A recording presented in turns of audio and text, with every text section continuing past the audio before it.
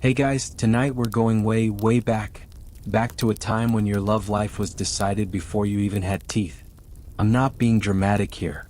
In medieval Europe, the second you were born, sometimes even before that, your future wedding plans were already the hottest topic in the local tavern. Maybe your dad raised his mug of ale and cheerfully announced to a neighboring farmer, "That one, my newborn, she's going to marry your second cousin. I'll even throw in a cow to sweeten the deal." And just like that, congratulations, you're engaged. You haven't even opened your eyes yet, but you're already part of a diplomatic negotiation involving livestock. So, before you get comfortable, take a moment to like the video and subscribe, but only if you genuinely enjoy what I do here. And if you're up for it, drop a comment below with your city and what time it is where you are right now. I love seeing how far we travel together across the world. Now, dim the lights, maybe turn on a fan for that soft background hum, and let's ease into tonight's journey together. You are born on a Tuesday. Not that it matters much to you, but the village midwife insists Tuesdays are lucky. Your mother is exhausted, your father is already arguing over the price of the goat he promised to the neighbor in exchange for sealing your marriage. The goat, by the way, has a limp. This becomes a whole thing. In medieval Europe, especially between the 11th and 14th centuries, marriage wasn't just about love. Scratch that, it rarely was about love. Marriage was economy. It was inheritance. It was land. And you? You were just one small but important part of that long, complicated puzzle. If you were born into a peasant family, your parents were likely arranging a match with someone from a neighboring farm by the time you could toddle. No need to wait around for you to learn how to flirt. Who has time for all that when there's barley to plant and cows to milk? But if you were born into the nobility, oh boy, things got even more romantic, in the most spreadsheet-like sense of the word. Your marriage might be arranged before your first birthday. Not because your parents hated you, but because you, little bundle of burping joy, represented a political alliance. You were a movable castle, a dowry with legs. Let's pause here. Historians actually do debate just how early these matches were arranged. Some argue betrothals happened in infancy as symbolic gestures, while others suggest they were legally binding by age 7. Either way, your sandbox days are numbered. Unless you think you'd get a say in any of this, you wouldn't. Fast forward a few years. You're maybe 5 or 6, old enough to chase chickens, not old enough to spell your own name. One day your parents sit you down and tell you something like this. "See that boy over there? The one with the crooked teeth and the nice cow? He's going to be your husband." You blink. You say you don't want to marry someone who smells like turnips. Your mother gently reminds you that he's not that smelly, and besides, you'll get used to it. Even at this age, the idea of choice doesn't really exist. Your value, especially if you're a girl, is based on what you bring into the marriage. That might be a dowry, your family's social ties, or your ability to produce healthy sons. You're not a person so much as a package deal. Cool. A little. But for them, practical. In fact, among the nobility, some betrothals were sealed in writing before either child could write their own name. These were often notarized agreements, sometimes involving church officials to add legitimacy. Imagine a solemn monk drawing up your romantic destiny on parchment, then blessing it with a wax seal. Some children were even sent off to live in their future spouse's household, a kind of early get-to-know-your-in-laws situation. It was called fostering, and in theory it built alliances. In practice it was wildly awkward. Let's talk about dowries for a moment, because oh wow, were they a big deal. If you were a girl, your family probably spent years saving up coins, textiles, or even livestock to attach to your hand in marriage. Think of it as the medieval version of a wedding registry, except instead of asking for a rice cooker, your future husband gets 3 sheep and a plot of cabbage land. And if you were a boy, your family might be negotiating a bride who comes with her own list of perks. Perhaps a well, a title, or even just a sturdy set of oxen. These negotiations could take months, sometimes longer than the marriage itself ended up lasting. Not that divorce was really an option, but we'll get to that in another chapter. Sometimes, especially among the nobility, the stakes were absurdly high. Imagine you're 6 years old and engaged to someone you've never met in person. She's the daughter of a minor duke. The marriage will secure your family access to 3 new vineyards and a summer fortress. You don't know what any of that means, but your parents are thrilled. You just want to play with your wooden knight. Of course, all of this varies depending on geography, class, and even the specific century you're born into. In some rural areas, customs were more relaxed. Parents might only start matchmaking when you reached your early teens. In others, the clock started ticking the second you were swaddled. But regardless of where you landed on the social ladder, one thing stayed true. Love wasn't the point. Marriage was strategy. And yet, somehow people still found ways to fall in love. Sometimes it was with the person they were betrothed to. Sometimes it wasn't. Sometimes they managed to delay a match they hated by faking illnesses or hiding out at a cousin's farm. There's a recorded case in 13th century France of a girl who was so opposed to her arranged marriage that she joined a convent just to avoid it. A few years later, she ran away from the convent and married a traveling singer. Scandalous, romantic, absolutely reckless. History doesn't tell us how that ended, which probably means it wasn't a fairy tale. But at least it was her choice. Now you might be thinking, okay, fine, but surely someone had a say in their future spouse, right? Occasionally, yes. Especially as the church's influence grew stronger, the idea of consent started to matter more, at least on paper. The famous Fourth Lateran Council of 1215 emphasized that both parties had to say, "I do" of their own free will. But free will is such a slippery concept when your father is glaring at you over a bowl of soup, and your dowry has already changed hands. Also, the church wasn't exactly consistent. Some clergymen were passionate about protecting young brides from forced marriages. Others were more interested in making sure all the right paperwork was filed so the marriage was officially holy. Still others just wanted their slice of the dowry pie. And let's not forget the part where girls could be married as young as 12 and boys at 14. Even if the wedding wasn't consummated until later, those ages were considered mature enough for such a significant life decision. Because apparently in the Middle Ages, turning 12 meant you were ready for love, taxes, and childbirth. All at once. Historians still argue about how common these young marriages really were. Some say they were rare outside the nobility. Others believe they happened more often than we'd like to imagine. But there's one thing they agree on: nobody was downloading Tinder. So here you are, born into a world where your love life is someone else's chess move. Your wedding could be planned over a flagon of cider. Your feelings, if anyone asks, are optional. And yet, beneath all the contracts and cows, the parchments and priests, people still hoped. Hoped for kindness. Hoped for connection. Hoped that maybe, just maybe, the person standing at the altar would be someone they could laugh with. Someone who didn't smell too strongly of fermented onions. But whether that happened, well, that's a tale for another night. You're about 11 now. Old enough to understand that your favorite goat isn't coming back from the butcher, but not quite old enough to realize that your parents are trying to find you a spouse before your next birthday. They don't say it outright.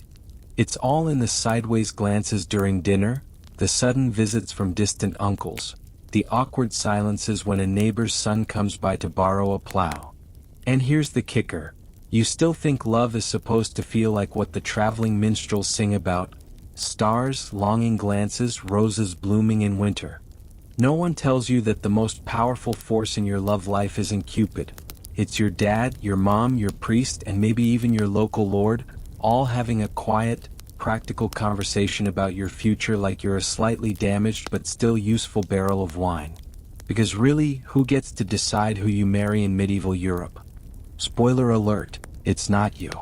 Let's start with the obvious authority figures. Your parents, of course. Especially your father if you're a girl. Your mother might put in a word, "He's got kind eyes," or, "I hear he doesn't beat his livestock, so that's promising." But the final say almost always goes to the patriarch.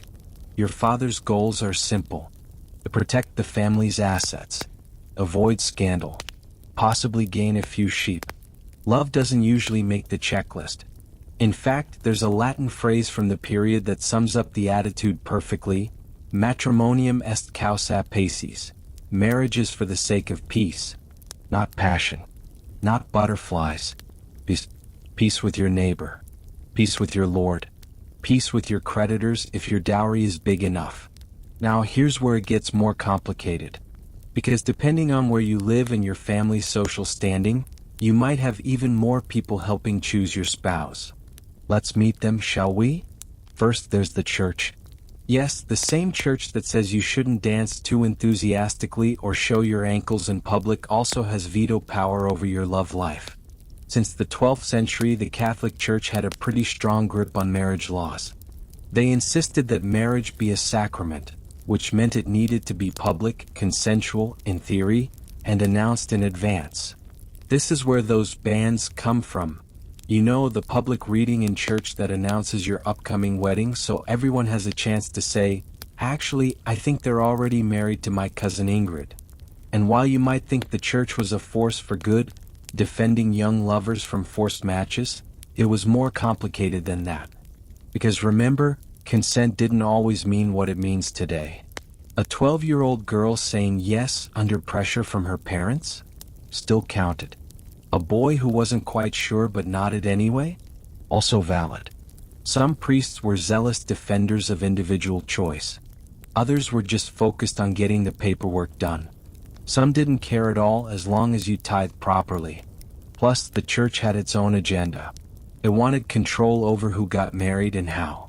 In part because it gave them moral authority, but also because weddings were excellent occasions for collecting fees. Baptisms, funerals, marriages, prime time for filling the offering plate. So while you technically needed your parents' blessing, you also needed the church's nod. Think of it as a medieval two-factor authentication system. 1. Dad says yes. 2. Priest says yes. Then and only then do you get to walk down the muddy aisle. But wait, there's more. If your family is tied to a local lord or noble house, they might want to say too. Because let's be honest, medieval lords were basically HR managers with swords. They cared deeply about what everyone under their domain was doing, especially if it involved land, alliances, or the potential for rebellion. Marriages could shift power balances. A farmer's daughter marrying into a merchant family? That might elevate the merchant's social status, and that made some nobles very twitchy. There's even documented evidence of lords blocking marriages they didn't like, especially if they felt the union would create political or economic complications. In some areas, you had to literally pay your lord a fee to get married, called a marchet in England. Basically, a wedding tax. Fun, right? Even if you were a free peasant, not technically under a lord's thumb, you still might face local customs, gossip, or even informal threats if your match was considered unsuitable. All this paints a pretty grim picture. You standing there in your second-hand shoes, watching grown-ups barter your future like a well-aged wheel of cheese. But here's the plot twist. People still tried to resist. Some couples ran off and married in secret, especially if they were from different social classes. Others manipulated the rules, pretending to be related so they could avoid an unwanted match. Yes, really? Some simply refused to say, "I do," at the altar, which could result in anything from annulment to years of awkward silence at family dinners. In 15th century England, for example, there's a famous case of a woman named Marjorie Potton whose family tried to marry her off to someone she didn't like. She refused twice and ended up marrying her true love. The scandal. The family drama. The letters exchanged. It's like a medieval Jane Austen novel with more plague. Historians still debate whether these acts of rebellion were rare exceptions or quiet norms. Some argue that people often found subtle ways to bend the system. Others believe that, most of the time, resistance wasn't worth the risk. Now let's talk about you again. Let's say your father has narrowed it down to 3 options. 1. The neighbor's second son, mildly handsome, owns half a pig, has a mysterious cough. 2. The blacksmith's apprentice, Strong arms, decent smile, but smells like soot and old onions. 3. A distant cousin you met once at a funeral. Quiet, maybe cursed, but comes with a goat and a bolt of fine linen. You try to weigh your options, but then your father announces that the goat tipped the scales.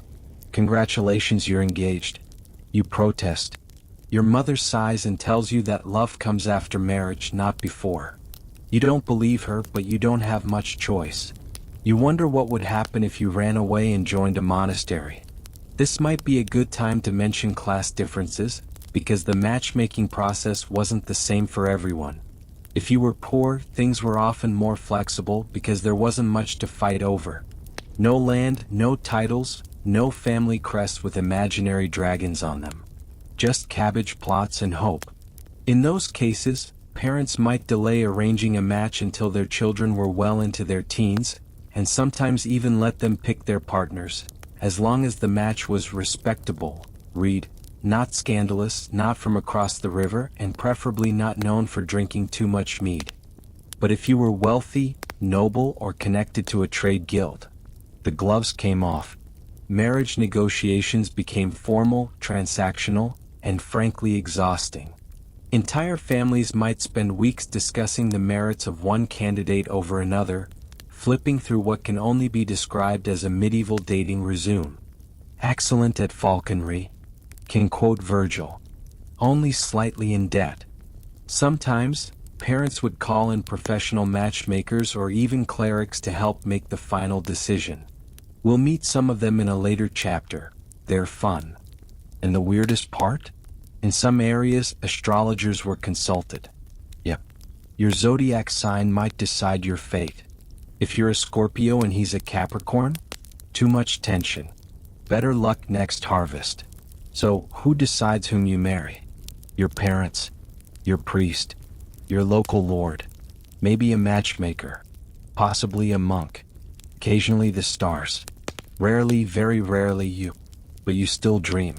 You dream that someday when the harvest is good and the cows don't get sick, you'll meet someone who makes you laugh, who knows how to dance, who doesn't mind that you talk to yourself when you think no one's listening.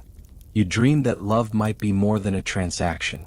And sometimes, just sometimes, that dream comes true. The first time you really notice someone, it's during the feast of St. Martin.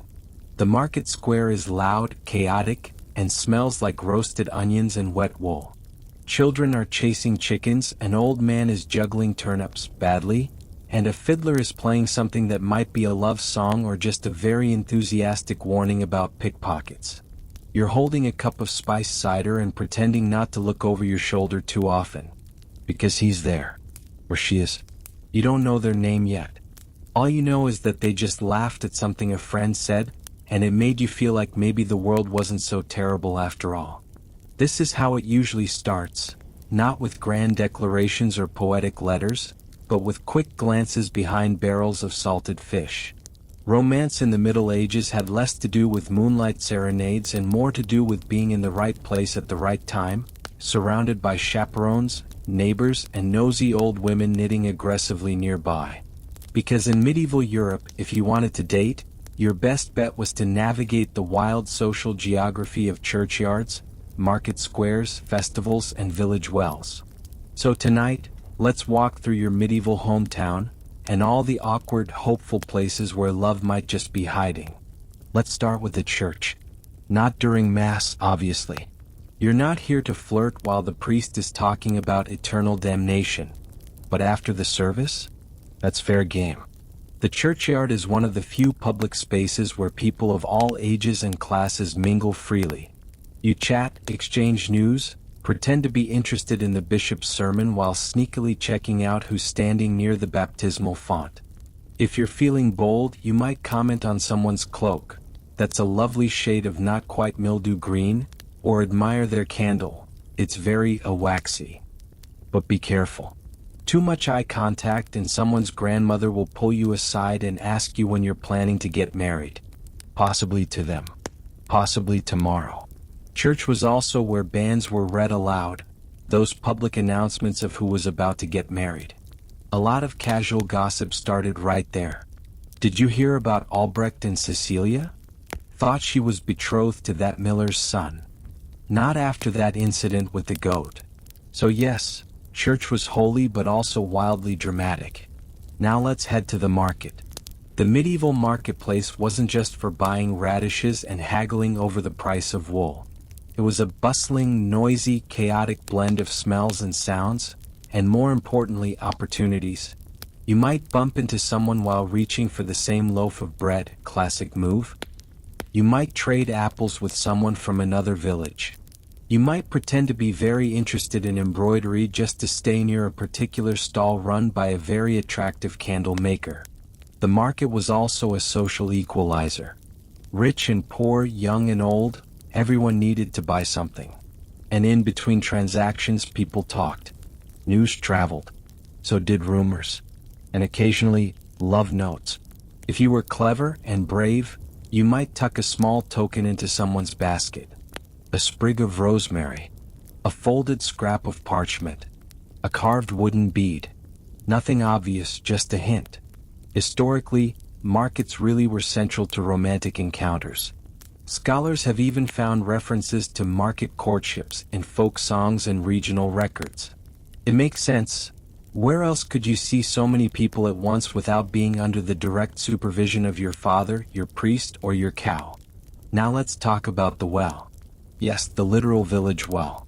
It might not sound romantic, but in a world without indoor plumbing, the communal well was a hotspot of social life, especially for women. You'd go there every day, bucket in hand, and hope to catch a glimpse of someone interesting on the walk back. You'd nod politely. Maybe share a joke about how the water tastes less like moss this week. Maybe offer to help carry someone's bucket. Some anthropologists even refer to the well as a kind of informal matchmaking arena, especially in smaller towns where everyone knew everyone else's business. If someone started drawing water at the same time as you every single day, people noticed, and they talked. Again, not every interaction led to romance, but it could. If you were lucky. If your family wasn't watching. If your timing was perfect. Of course, nothing beats the festival. This is where things really get interesting. Seasonal festivals, especially midsummer, harvest, or saints' feast days, were major social events. People danced. People drank. People made terrible decisions. And the rules? A little looser. You might get to dance with someone without a chaperone hovering nearby. You might sneak off for a walk in the fields just to admire the stars, of course. You might even kiss someone behind a haystack and then pretend it never happened. Festivals were also full of games and contests, some of which were clearly just excuses for flirting. One popular game involved apple bobbing, but instead of water, the apples were suspended on strings and the winner got a kiss. Others involved races, sack hopping, or partner switching dances with names like the Peasant's Roundabout. In some regions, couples could participate in what historians call trial marriages or handfasting ceremonies. These were informal unions, recognized by the community but not yet blessed by the church, where two people could essentially date with benefits for a trial period, usually a year and a day. If it worked out, they'd marry officially. If not, they parted ways, ideally without a scandal. Historians still argue over how widespread or legal these arrangements really were, especially in Northern Europe. But there's enough surviving documentation and folklore to suggest that not all medieval dating was doom and gloom. And if none of those options worked out, you always had the windowsill. Stay with me here. In many towns, especially in Italy and France, it was common for young people to gather at each other's homes and chat through open windows. You'd lean out, someone would lean up, and you'd whisper about the weather while pretending not to be in love. It wasn't exactly private, but it was something. And if you were lucky, your family might be distracted by something important, like whether or not the chickens were possessed. There are even surviving love poems from the 14th century describing this kind of windowside wooing. One particularly famous example talks about a young man who lost his heart between the shutters. How romantic. Also potentially splinter-inducing. And finally, for those in the upper classes, dating options were trickier. Noble families didn't stroll through the market. Daughters rarely fetched water. And festivals? They watched from balconies far away from the mud. So courtship was more structured, more coded. You exchanged glances in the hall during feasts. You sent symbolic gifts, gloves, ribbons, miniature paintings. You wrote poetry or commissioned it, or at the very least pretended to have written it while your steward discreetly handed it over. And always someone was watching. Your lady-in-waiting. Your tutor. Your uncle who was supposed to be retired but had nothing better to do than monitor your every blink. That's why so many noble romances were full of longing and delayed gratification. You couldn't just ask someone out for a walk. You had to accidentally drop a kerchief or accidentally injure yourself in a hunting accident so they'd come visit. In other words, nobles had more embroidery and better snacks, but their love lives were exhausting. So, where do you go to meet someone? To flirt cautiously? To imagine what it might feel like to walk beside someone and maybe, just maybe, hold hands without getting fined by the parish priest? The church, the market, the well, the festival, the window. It's not much, but it's something. And somehow, against all odds, people found each other. Not always the people they were supposed to find. But sometimes, just sometimes, the right person looked up from the bread stall and smiled. And you smiled back. Tonight, your dreams take you to a place full of bells and bonfires, laughter and drums, garlands and goose feathers. You find yourself standing on the worn cobbles of a medieval village square, where the air hums with festivity. The sky above is still that soft velvet blue of early evening, not yet dark but fading gently, as if the sun itself is being persuaded to stay a little longer, to watch what's about to unfold. It's festival day. And in this time, this old time, festivals mean more than joy. They mean matchmaking, reputation, spectacle, and sometimes bruises. You were told it was just a local holiday. Something about a saint's feast or the changing of the seasons or perhaps the harvest. No one quite agrees why it's held, only that it always is. And that every year it's the place where something happens. Sometimes love. Sometimes scandal. Sometimes both. The scent of spiced ale and fire-roasted onions drifts past as someone walks by with a skewered sausage, already half-eaten. Children dart through the legs of grown-ups, chasing each other with wreaths of flowers and wooden swords. An old blind fiddler leans against the church wall, playing something wild and unstructured. His cat, fat and bored, sleeps atop his sack of coins. You're not alone here, not really. Everyone is watching everyone else. And that includes you. You glance down and realize your shoes are muddy already. Dust from the square sticks to your hem. Somewhere behind you, someone shouts out in excitement. You turn. There they are. The boys. A cluster of them, shirt sleeves rolled up, grins wide, swagger louder than their words. They're lining up for the next challenge. Some absurd feat of agility or courage designed, of course, to impress the watching girls. And, more importantly, their fathers. A few young women stand at the edge of the square, pretending not to look while definitely looking. You recognize the expression. Not quite approval, not quite disdain. It's the look that says, if you fall in that mud again, I won't marry you. A powerful gaze. Medieval romance is full of them. Tonight's event? A mock bull run. Except the bull is really just old Hensley from the next town over, wearing an enormous bull's head mask made of wicker and painted in gaudy reds and blacks. His job is to charge and roar and scatter the hopeful suitors. Their job is to dodge, leap, and run, while staying close enough to prove they're brave but not so close as to be gored. He carries a stick tipped with a padded horn, which can leave a welt if it hits you wrong. And it will. The crowd begins to cheer. The bull is in position. A pair of teenage girls toss flower petals toward the center of the ring. That's the start signal. And suddenly, it's chaos. Boys running, slipping, shouting. The bull chases two into a barrel, sends another skidding through a trough of apples. One leaps over a hay bale and lands with his tunic flung halfway up his back. Somewhere, a dog starts barking and doesn't stop for the entire event. You find yourself laughing.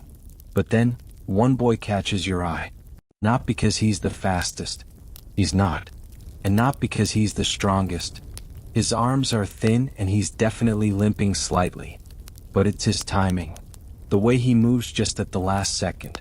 The way he brushes off a near miss with a shrug and a wink, even as the bull's stick nearly catches him. And the way, when the game is over and the crowd's clapping, and some unlucky suitor is dragging his bruised behind out of a trough, the boy with the limp walks over and hands a flower not to the prettiest girl, but to the oldest washerwoman who had been watching and chuckling from the side. The crowd roars with laughter. The old woman slaps him affectionately with a wet rag. The moment is silly and charming, and suddenly everyone loves him. So do you?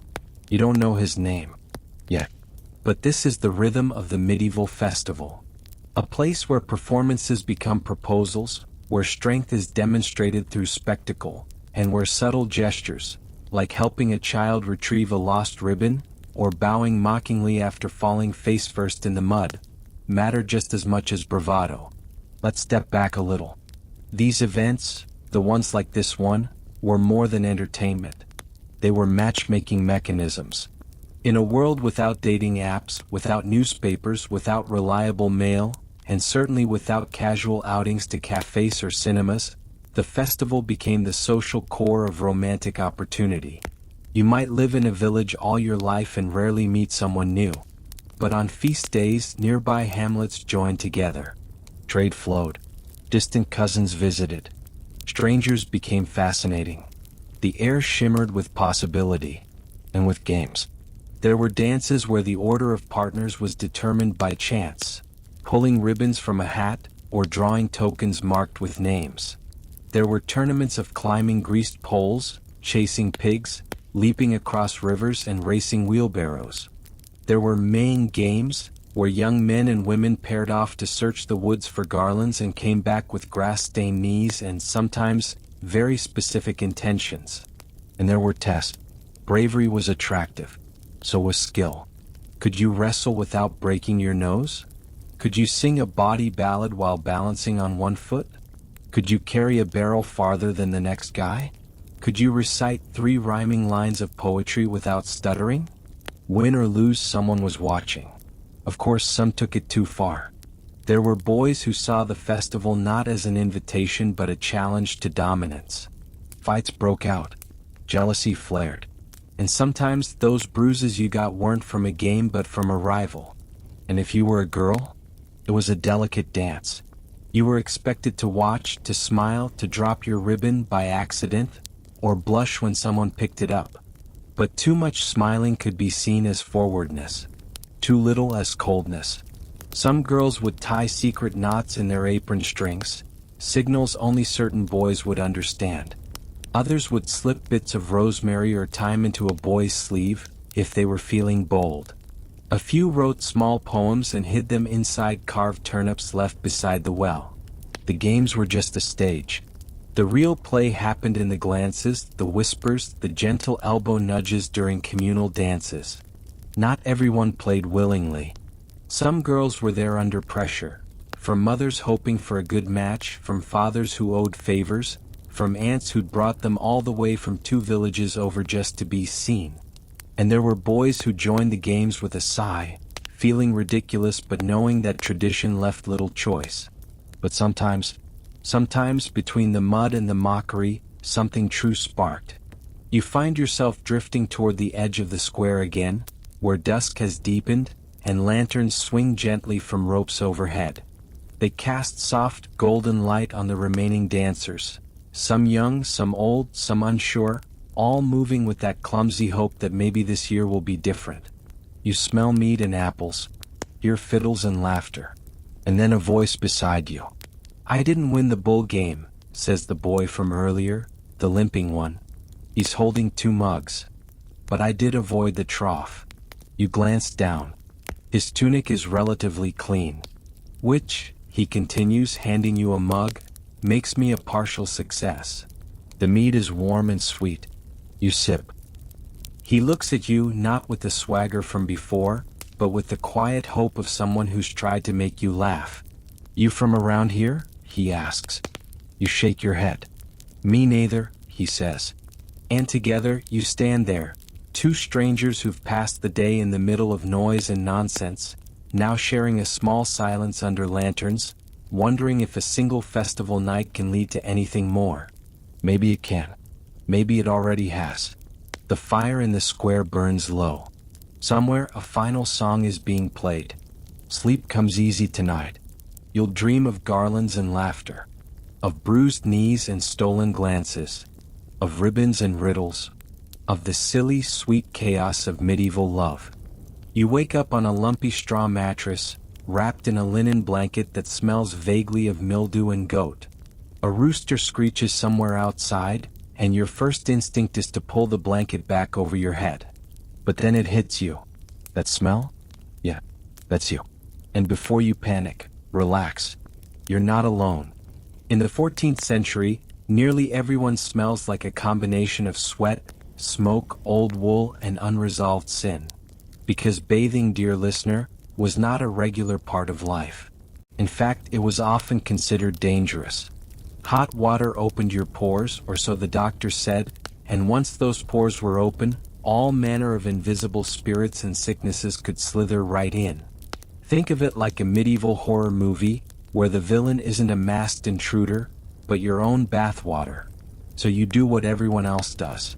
You reach for the dry linen cloth hanging on a peg by the wall and give yourself what passes for a full-body rub-down. No soap, just friction. And maybe you toss a handful of dried sage into your undertunic if you're feeling fancy. The result? You now smell like someone who tried. Sort of. Let's talk about your hair. You haven't washed it in, you can't remember how long.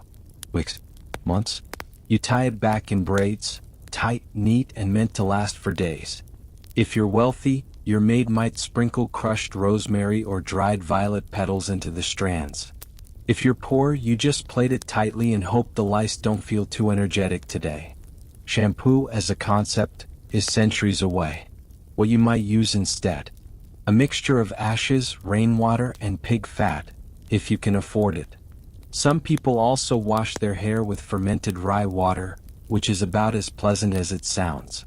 There's a word in Old French for this, glaris. It means sticky, slimy, greasy, and was often used to describe unwashed hair that had gone from soft curls to helmet of doom. And yet, into this olfactory battlefield, you wade, ready to flirt. It's festival day. The fields beyond the village are dotted with bright tents and trampled grass. Musicians tune their fiddles.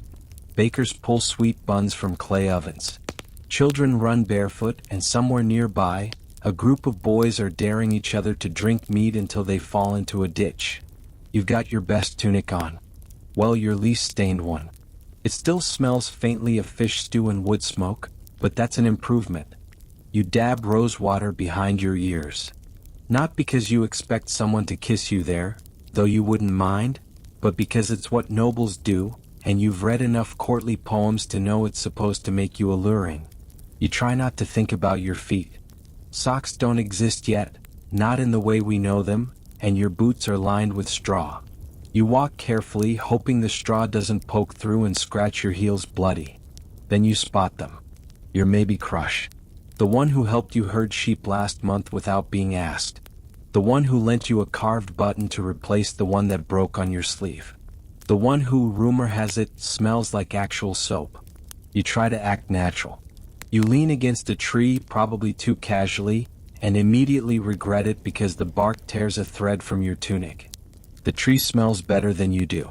Still, your maybe crush smiles. And that's how medieval love starts, with bad smells and worse timing. Let's rewind a bit, because not everyone was filthy all the time. There were social rules. Just different ones. In some towns, bathhouses were booming businesses. Men and women bathed together, yes, together, in giant wooden tubs, scrubbing each other down with bundles of herbs and singing bawdy songs. Some even had little kitchens attached so you could sip broth while getting your back scrubbed. But after a few too many bathhouses turned into unofficial brothels, the church cracked down. And then came the plague. Once that hit, bathhouses became suspect. The moist air, the crowds, the naked bodies, perfect for spreading death according to the priests. Many public baths were shut down or repurposed as bakeries. Safer to eat yeast than bathe in it. And so, bit by bit, people bathed less and less. Until you, standing here, rubbing sage under your arms and calling it a good day. What about teeth? Well, let's just say that minty fresh breath wasn't really trending. You might chew parsley or fennel seeds. Maybe rinse your mouth with vinegar and salt water. A few well-off folks had toothpicks made of silver or carved wood. But for the most part, dental hygiene was guesswork. One medieval love manual advises brushing your teeth with burnt bread crusts. Another suggests crushed oyster shells and a prayer. By your 20s, you're lucky if you still have all your molars. And by your 30s? You've probably mastered the art of smiling with your lips closed. Still, people flirt. They whisper sweet nothings through tooth gaps. They kiss through the haze of onion breath. They offer gifts, a carved spoon, a loaf of sweetened bread, a clean kerchief, anything that says, "I like you," without needing to say it. Because talking means breathing. And that's always a risk. Here's something wild. Historians still argue about just how dirty medieval people actually were. There are accounts of nobles bathing weekly, of knights washing before mass, of monks clipping their nails and scrubbing their feet before prayers. But there are also letters complaining of soldiers too foul to stand beside, of queens whose hair had to be forcibly shaved because it was too matted to clean, of entire villages that went years without soap. The truth, like all things in history, is somewhere in the middle. Cleanliness was less about sparkle and more about social standing. If you looked clean enough to be respectable, that was what mattered. Smelled clean? Bonus points. Actually clean? Optional. By the end of the festival, you're tired. Your feet ache. Your sweat has mixed with dust until your skin feels like parchment. But then your maybe crush appears again. They hand you a posy, 3 little flowers tied with string. Lavender, thyme, and a single marigold. You blink. You're not sure if it's a romantic gesture or a hint about your body odor. But they smile. And you smile back. Because somehow, in a world where baths are rare and perfume is made from cat glands, romance still blooms. You press the flowers to your nose. They smell like hope. Sometimes you sneak into the garden at night. You crush mint leaves between your fingers and smear them on your wrists. You whisper love poems to the moon, hoping your breath doesn't offend her. Sometimes you hold your hands over the fire, letting the smoke curl into your sleeves. You've heard it masks your scent. You've also heard it invites demons. You choose to believe the first one. Sometimes you fall asleep wondering what your crush smells like in the morning. Sometimes you dream that they don't mind what you smell like. Because medieval love isn't about being clean. It's about being brave enough to love anyway. You open the barn door slowly, careful not to startle the hens. They cluck at you in half-asleep protest, puffing their feathers in the soft straw. The sun hasn't even crept over the village rooftops yet. But here you are, barefoot in your linen shift, holding a basket, and staring into the sleepy eyes of the fattest, fluffiest chicken you can find. This is not breakfast. This is a love letter. Because in your world, the world of medieval courtship, there is no such thing as a dozen red roses. There are no chocolates wrapped in silk ribbons. No teddy bears, no gold necklaces, no "I love you" cards with glitter and cursive fonts. What you have is poultry. And this chicken? She's a statement. A gift with feathers. A clucking, strutting, egg-laying token of your undying affection. Let's begin. Chickens and courting, a feathered language of love. It's easy in your modern mind to forget how rare and precious animals were in medieval daily life. Chickens didn't come pre-packaged in supermarkets. They were wealth. They were warmth. They were your alarm clock and your breakfast rolled into one. A fat hen wasn't just food, she was a future. So, when a young man trudged across muddy roads, risking blisters and gossip just to hand over a well-fed hen to the girl he fancied, it wasn't a joke. It was serious, romantic even, In many villages, especially in rural France and parts of England, it became common for suitors to gift a prize chicken or duck to a potential bride. The animal would often be adorned with a bit of ribbon tied to its leg or a small garland tucked behind its wing. And if the girl accepted the bird, well, you'd better start preparing the banns. If she returned it, plot. You had your answer. Bouquet forget roses, here's a goose. In some parts of Central Europe, a goose was considered even more romantic. Geese were larger, louder, and infinitely more dramatic. Just like love, really. A goose honking its way through the village square with a red thread tied to its neck meant a suitor was coming. And if he was bold, he'd arrive wearing his best tunic, maybe even freshly washed, holding the leash of a goose like it was the most dashing bouquet imaginable. You, as the recipient, would inspect the bird with care. Is it well fed? Are its feathers shiny? Is its gait confident? Then you'd look at the man. Does he come from a family with good fields? Can he count past 10 without taking off his shoes? Does his breath smell more like ale or onions? Romance in the Middle Ages was, above all, practical. Cheese, what cheese, please? Sometimes your suitor didn't own a goose or a hen. Maybe he only had a single cow in the family. But if that cow gave enough milk, he might bring you a round of fresh cheese wrapped in cloth, still warm from the dairy house. And oh, that was a good sign. Because unlike flowers, cheese could feed you for days. In the region of Normandy, boys would carve little hearts into the rind.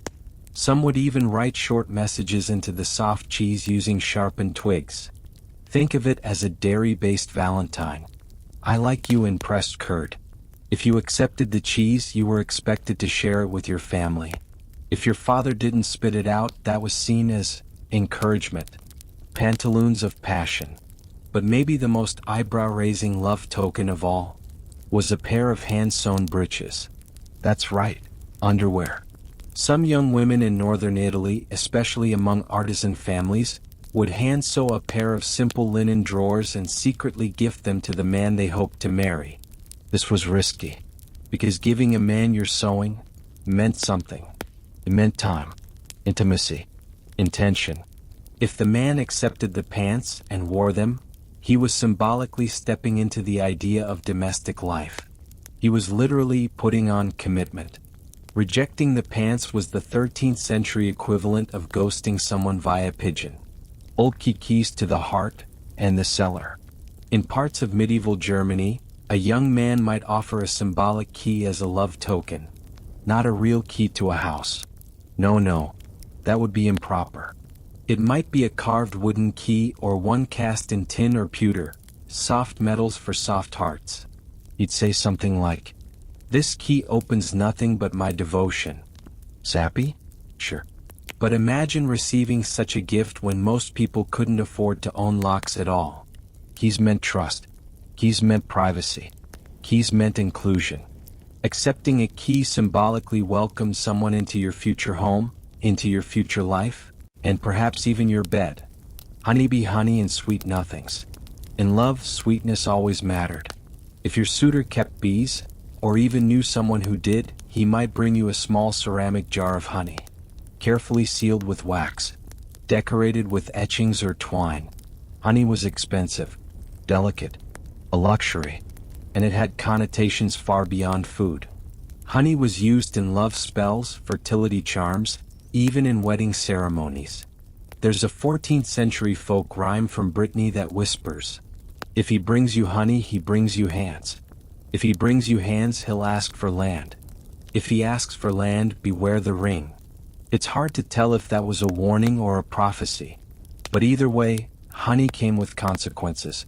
Broom, a broom for your heart? In Slavic regions, particularly among peasant communities, a man might craft a small hand broom from rushes or willow branches and present it to a woman. Why? Because it symbolized readiness. Not just for housekeeping, but for building a life. A broom meant he was willing to sweep the path clean. That he would provide a clean home. That he saw you not just as a romantic partner, but as the keeper of a future hearth.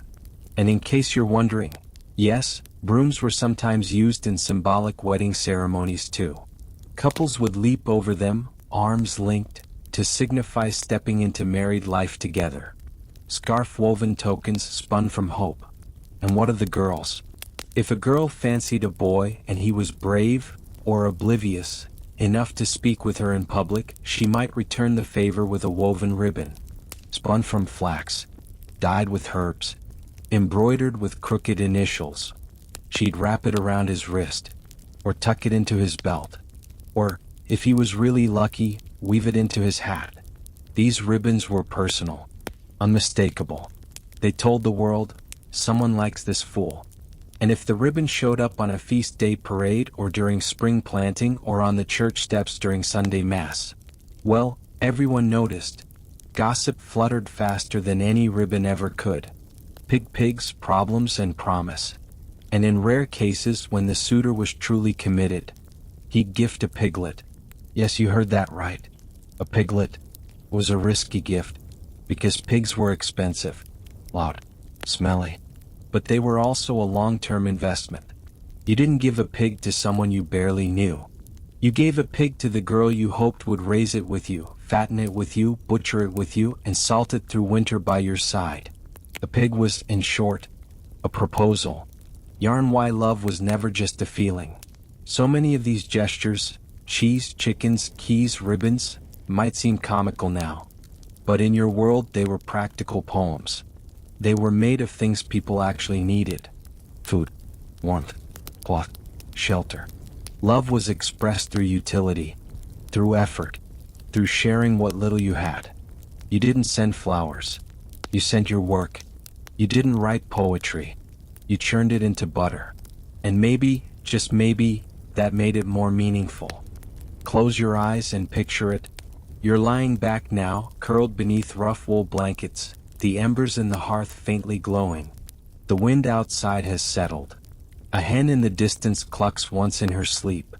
You picture that boy from the village, the one with lopsided boots and dimples in both cheeks, holding out a slightly scruffy chicken, one eye half plucked, feathers askew. He says nothing, just waits. You look at the chicken. You look at him. And then, slowly you smile. Because in this world, this ridiculous, wonderful, practical world, that chicken means everything. And maybe, just maybe, you'll keep it. You lean out the window and take a deep breath of early summer air. It smells like baked bread, horse manure, and something you can't quite name.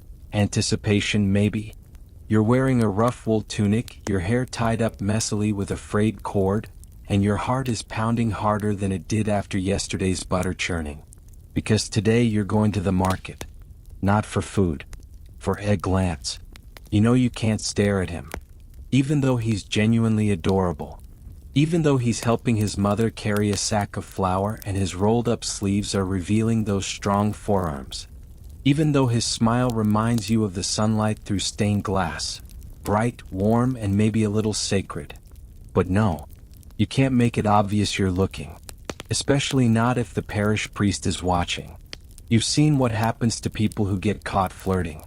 Just last month, a girl named Aileen got publicly shamed for inappropriate glances after morning prayers. She didn't even speak to the boy. She just looked. What? The priest had a notice nailed to her family's front door accusing her of impure thoughts and demanding public penance. Aileen cried for 2 days straight. So you've gotten clever. Your eyes are quick, subtle. You look down, pretending to inspect a basket of eggs, while your peripheral vision drinks in every detail. Just for a second. Just enough to see if he's looking too. You're not sure. But you think he smiled. Flirting in your world is a battlefield of the eyes. No letters, no emojis, not even a whispered word. You've got your gaze and everything it can carry. You've learned to arch your brows just enough. To pass him in the street and lower your eyes just slightly, letting a spark peek through. You've mastered standing with your girlfriends at the well, laughing loudly while your attention dances somewhere else entirely. Sometimes, it feels like these glances say more than words ever could. Language is clumsy. Eyes are poetry. They say, I see you, without saying anything at all. But this visual language isn't exactly safe. In certain northern villages, Records show that women could be punished just for excessive eye contact with unfamiliar men. Some places even held moral days, which sound like festivals but were more like public shaming carnivals. You've heard stories of girls being paraded through the square for what today might be called flirting, but back then, it was stirring sinful desire. One time you came this close to being caught. It was midsummer, and the market was crowded with stalls, goats, and gossip. He was there, leaning against a wagon, arms crossed, watching the puppet show with a half-smile on his face. You made the mistake of watching him watching it. And of course the priest happened to pass right behind you. You felt it instantly, his shadow over your back, that awful weight of being seen. You panicked. You spun around and blurted, "Such filthy puppets, aren't they, Father?" and forced a laugh so fake it echoed. He blinked, squinted, then muttered, "Indeed. A shame," and walked on. You nearly fainted from relief. Later that evening you found yourself at Marta's tavern, breathless and still slightly terrified. You told her everything, how close you were, how your heart wouldn't slow down, how your hands still shook. She cackled. "You need a better cover story," she said, pulling out a wooden spoon from her apron. "Here. Next time, pretend you're shopping for utensils. Disguise always helps the nerves." Marta had been widowed 10 years, but she wore her confidence like a crimson flag. Her laughter could shake the rafters and no one dared shame her, not openly anyway. She was a walking contradiction, feared and admired, gossiped about and consulted in secret. She told you she once fell for a baker in her youth. "He had flour in his eyelashes," she said, eyes unfocused. "Every morning I'd pretend I needed bread just to see him. I nearly married him, you know. But my father traded me for 3 barrels of wine to a man with a broken knee and a cold fireplace." You asked if she regretted it. She shook her head. "Not really. I kept the memory. Memories last longer than some marriages." Back at home you found yourself remembering that. The way Marta described him. The softness in her voice. The details, like flour in his eyelashes. You wonder what your own memory will be. His hands? His grin? The way he pauses when walking past your house? You started testing things. Subtle experiments. You'd hang laundry a little longer just in case he passed by. You'd hum louder while sweeping the doorstep. Once you even left the front gate open just to see if he'd notice. He did. But all he did was gently push it shut again and walk on. You both know this is a game neither of you is really allowed to play. Still, you plant the flowers anyway. Not showy ones like sweet peas or roses. You choose violets. Small, soft, and a little bit stubborn. You arrange them in messy little clusters near the steps, the windows, the stone wall he walks past. You pretend you're gardening for your mother. But in truth you're hoping he notices the color. Or the scent. And if he doesn't, you plant them again next season. Marta says scent is the language of longing. So you've dried bundles of mint, lavender, and thyme, hanging them over your bed. When the breeze flows through the cottage at night, it smells like stolen time and imaginary chances. You've become a master of unsent messages. A dropped ribbon. A new braid. A freshly scrubbed doorstep. Even your silences have become part of your ritual. One time you considered slipping something into his path. A note, a token, something real. You wrote a short message on a scrap of parchment. "I see you. Do you see me?" You stared at it for hours. Then burned it. Because words leave evidence. Eyes disappear into air. Scholars still debate whether medieval people truly had what we'd call a culture of flirtatious glancing. Some say we're projecting modern fantasies onto the past. But others have dug up court records with accusations like, "She cast a knowing look at the blacksmith," or "He allowed his gaze to linger on a maid not his wife." So even if it wasn't a romance novel, there was clearly something going on. You don't care what the scholars say. You care about the pause. That 1-second hesitation on the top step. The way his fingers sometimes tap twice on the fence like a secret code only you can hear. The moment your eyes met in the middle of a crowded fair, and neither of you blinked. You carry those moments like hidden jewels. You polish them at night when the wind is soft. You let them flicker behind your eyelids when the chickens are quiet and the house is still. And you wonder if he's doing the same. You wonder if he sees the flowers. If he notices when you braid your hair differently. If he knows you wait by the window just a little longer than necessary. And even if he doesn't, you'll keep waiting. Because in a world where every look might betray you, and every whisper could end in confession, a glance can be more than a spark. It can be a vow. You sit at your window, unmoving while the wind brushes your cheek. You haven't said a word. But your eyes, they've already told him everything. It's quiet in your room tonight. Too quiet. The candles flicker above your head, 6 of them in a tall wrought iron candelabra your father bought from Italy. Their light dances on the plastered walls, flickering over old frescoes of angels and saints. Outside it's snowing. You know this not because you've seen it, but because the maid whispered it this morning when lacing your bodice. "It's snowing again, my lady," she said, her eyes careful not to linger on yours too long. "The horses won't leave the stables. Not that you were going anywhere anyway, because you are a noble girl in medieval Europe. And your world, though gilded, is only slightly bigger than your own chamber. A gilded cage laced with ribbon. You are 15, perhaps 16 if your mother is feeling generous. Old enough to bleed. Old enough to marry. But not old enough to fall in love. Not with your own heart, at least.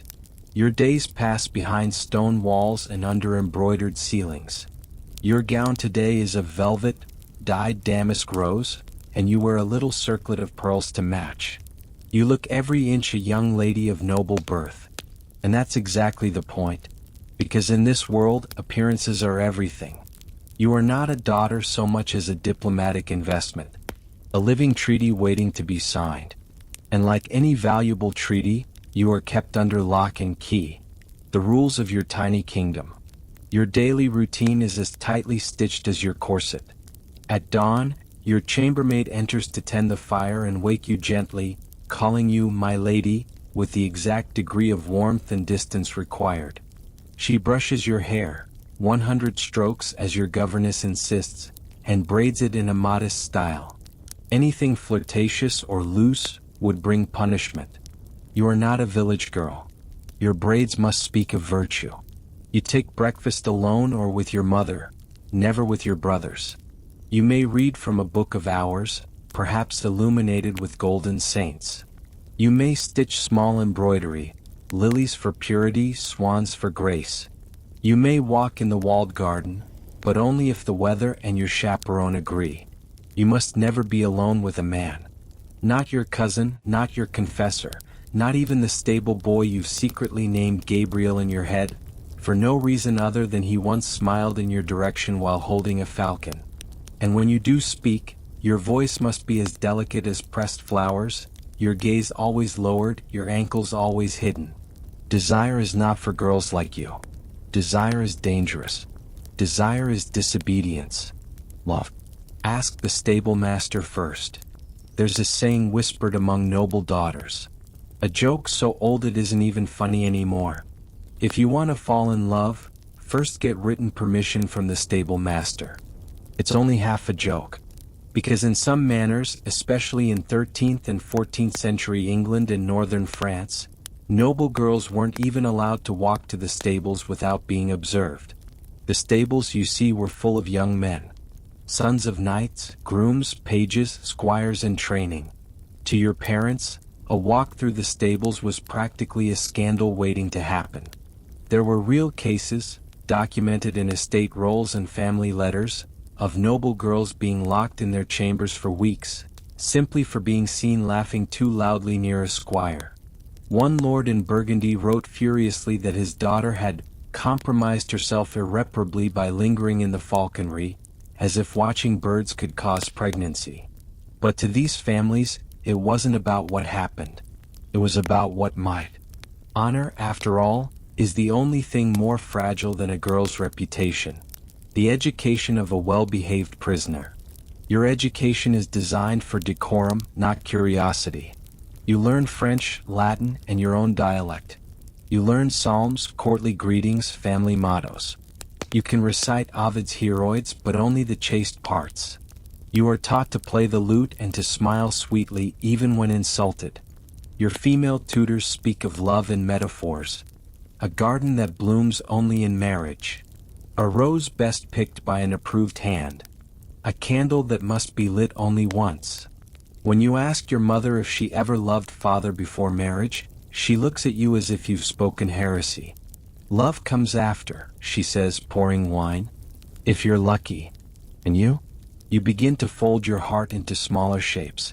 Tuck it between the pages of your prayer book. Press it into the seams of your embroidery. Teach it to be silent. Just like the rest of you. Whispered letters, stolen eyes. Still, desire finds cracks. Even in stone walls. There are moments, small, traitorous moments. In the garden. In the chapel. At a feast. A young man looks your way, not boldly, not long, but enough. You glance down instantly. But in that half second, something lights in your chest like a match in winter. You begin to notice how many love letters noble girls are found hiding. They're always disguised, tucked into a psalter, written on linen scraps and perfume, hidden inside the seams of gloves. One girl, Lady Matilda of Aquitaine, was caught passing embroidered verses to a page through the holes of a confessional screen. Her mother shipped her off to a convent for 2 years. Still the letters return, like weeds in a walled garden. Because even locked doors cannot stop teenage hearts from beating too fast when someone remembers your favorite flower. The priest's advice? Pray it away. You confess your feelings one day. Not to your mother. Not to your maid. To your confessor. He listens carefully. Asks who the boy is. You do not answer. He nods slowly, then says, "Temptation is a serpent, my child. You must fast and pray." And so you do. You sleep on the harder pillow. You eat only fish. You pray until your knees ache. But the dream comes anyway. In it, you run, barefoot, hair undone, through a field toward someone whose name you never say. You wake with guilt flooding your chest like cold water. That day you stitch your embroidery tighter. Poke your finger. Bleed on the thread. Let that be penance enough. Dreams from the window seat. Your window becomes your only escape. From here you watch the world move freely. Peasant girls running barefoot. Stable boys tossing hay. Merchants loading wagons, laughing. A traveling singer playing a dirty tune shooed off by a nun. You are the one behind glass. Watching. Always watching. You begin to imagine alternate versions of yourself. A milkmaid with strong arms and a lover who kisses her in the barn. A falconer's daughter who climbs trees and writes poetry. A tavern girl who laughs with men and is never told to lower her voice. But then the bell rings for evening prayers and you remember who you are.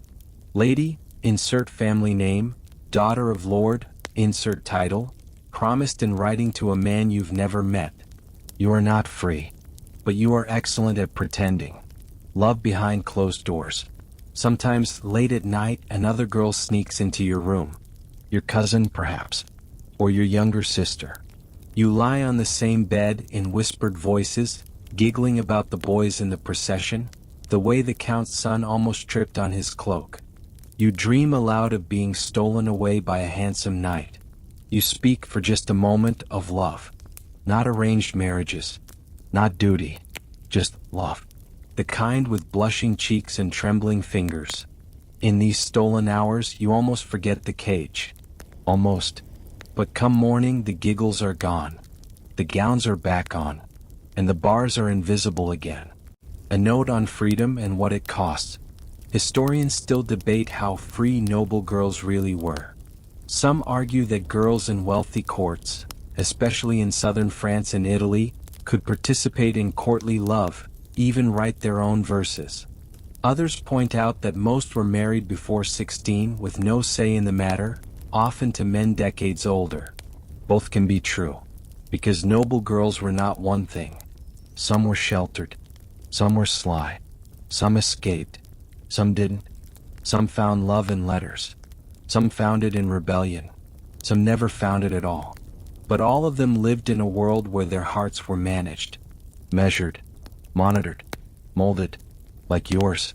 One day maybe. Tonight, you press your cheek against the cool stone of your window seat. The snow has stopped. The sky is full of stars. And somewhere beyond the hills, there's a world you've never seen. You wonder what it would be like to choose. To fall in love because you want to, not because a scroll says you must. You know that day may never come. But still you dream. And for now that is enough. The candlelight flickers softly across the stone walls. You're seated on a wooden bench, hands resting in your lap, heart fluttering just slightly faster than usual.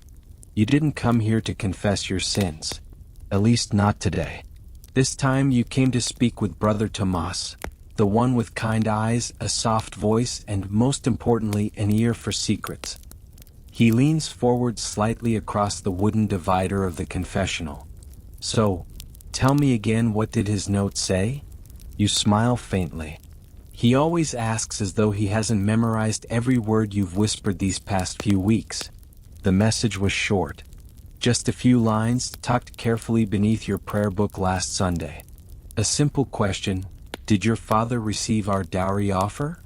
This is the hidden world of medieval love. A world carefully navigated by people who were not always lovers themselves, but who made love possible. Matchmakers and monks, gossips and go-betweens. They were the weavers of the romantic web. And tonight, as you close your eyes, I'll take you with me into their world. A world of whispered alliances, hidden scrolls, and the quiet hum of love passed hand to hand like contraband. The village matchmaker, wisdom wrapped in wrinkles. If you lived in a small village, especially as a peasant girl, your options were limited. Your life was bounded by fields, family, and feast days. But sometimes, just sometimes, an old woman with a sharp nose and an even sharper sense of timing would appear at your family's door. Her name might be Agnes, or Maud, or something no one really remembers because everyone just calls her that old matchmaker. She knew every family's business, often better than they knew it themselves. She knew who had fertile land, who had a debt to pay, and who had a son needing a wife before Michaelmas. She wasn't always welcomed, especially not by fathers who thought they could find better matches without her meddling. But often she was right. And her word, half rumor, half truth, could shift the course of a village wedding season. You remember her once looking you up and down as if inspecting a loaf of bread. Good hips. A sharp tongue, but nothing a strong lad can't handle. Somehow, that became the beginning of your betrothal. Monks and nuns, unexpected cupids. If you were born into the nobility, your love life was less yours and more strategic. Marriages among the upper classes were often arranged for land, power, or alliance. But even these lofty unions needed managing. And who better than the cloistered ones? Those with access to parchment, ink, and the quiet halls of a monastery. Monks often served as scribes and messengers. They traveled between estates, carried sealed letters, and sometimes, though they would never admit it, delivered secret notes tucked between psalms. Brother Tomas, for instance, may seem like a man of God, but he's also a man of compassion. He knows when two hearts ache for each other. And he knows the monastery library has alcoves perfect for brief, chaste meetings. Sister Beatrix, at the convent near the river, pretends not to notice when the young daughter of a baron visits too often to pray. She remembers her own youth. She remembers a boy with sunburned cheeks who used to leave daisies on the convent wall. In many ways, monks and nuns were safer confidants than family. They listened. They withheld judgment. And they could smuggle a letter better than anyone with a sword. Love through the lattice. You hear a knock. 2 short taps, then 1 long. Your signal. You slide open the wooden lattice panel of your bedroom window and peer out. It's not him. Of course not. It never is. It's always the boy from the stables. Or the cook's daughter. Or once even a parish clerk. But they carry his words. They carry the scent of him, the ink he used, the way he crossed his T with a slight flourish. Go-betweens were vital. not just for passing letters but for passing feeling. A friend could wink at you across Mass. A cousin might accidentally mention that someone looked handsome in green. Courting in medieval times was often an ensemble effort. And yes, mistakes happened. Messages were delivered to the wrong person. Secrets spilled. But the very risk added excitement. Sacred secrets in the confessional booth. The confessional wasn't just a place for sin. It was a place for strategy. A young woman might confess improper thoughts and receive advice that was oddly practical. A man might admit affection for a woman above his station, and the priest might suggest that the woman's family owed the church a favor. Spiritual guidance sometimes became matchmaking. Not officially. Never officially. But in a world where love was risky, the church was both gatekeeper and guide. You once told Brother Tomas about a dream you had. One involving music, spring fields, and hands brushing in the dark. He didn't scold you. He only asked very softly, "Do you think it was just a dream?" Astrologers and herbalists. Magic as middlemen. Beyond the spiritual and the strategic there was the mystical. Some lovers turned to astrologers to ask, "When should I propose?" Or, "Is she my destined match?" The stars, they believed, could align or caution. And so, love became a matter of planetary timing. Herbalists offered potions. A sprig of rosemary for remembrance. A sachet of lavender to dream of one's beloved. And sometimes, more. Love filters were not uncommon. Neither were spells to make someone forget an inconvenient passion. You still keep the bundle under your pillow.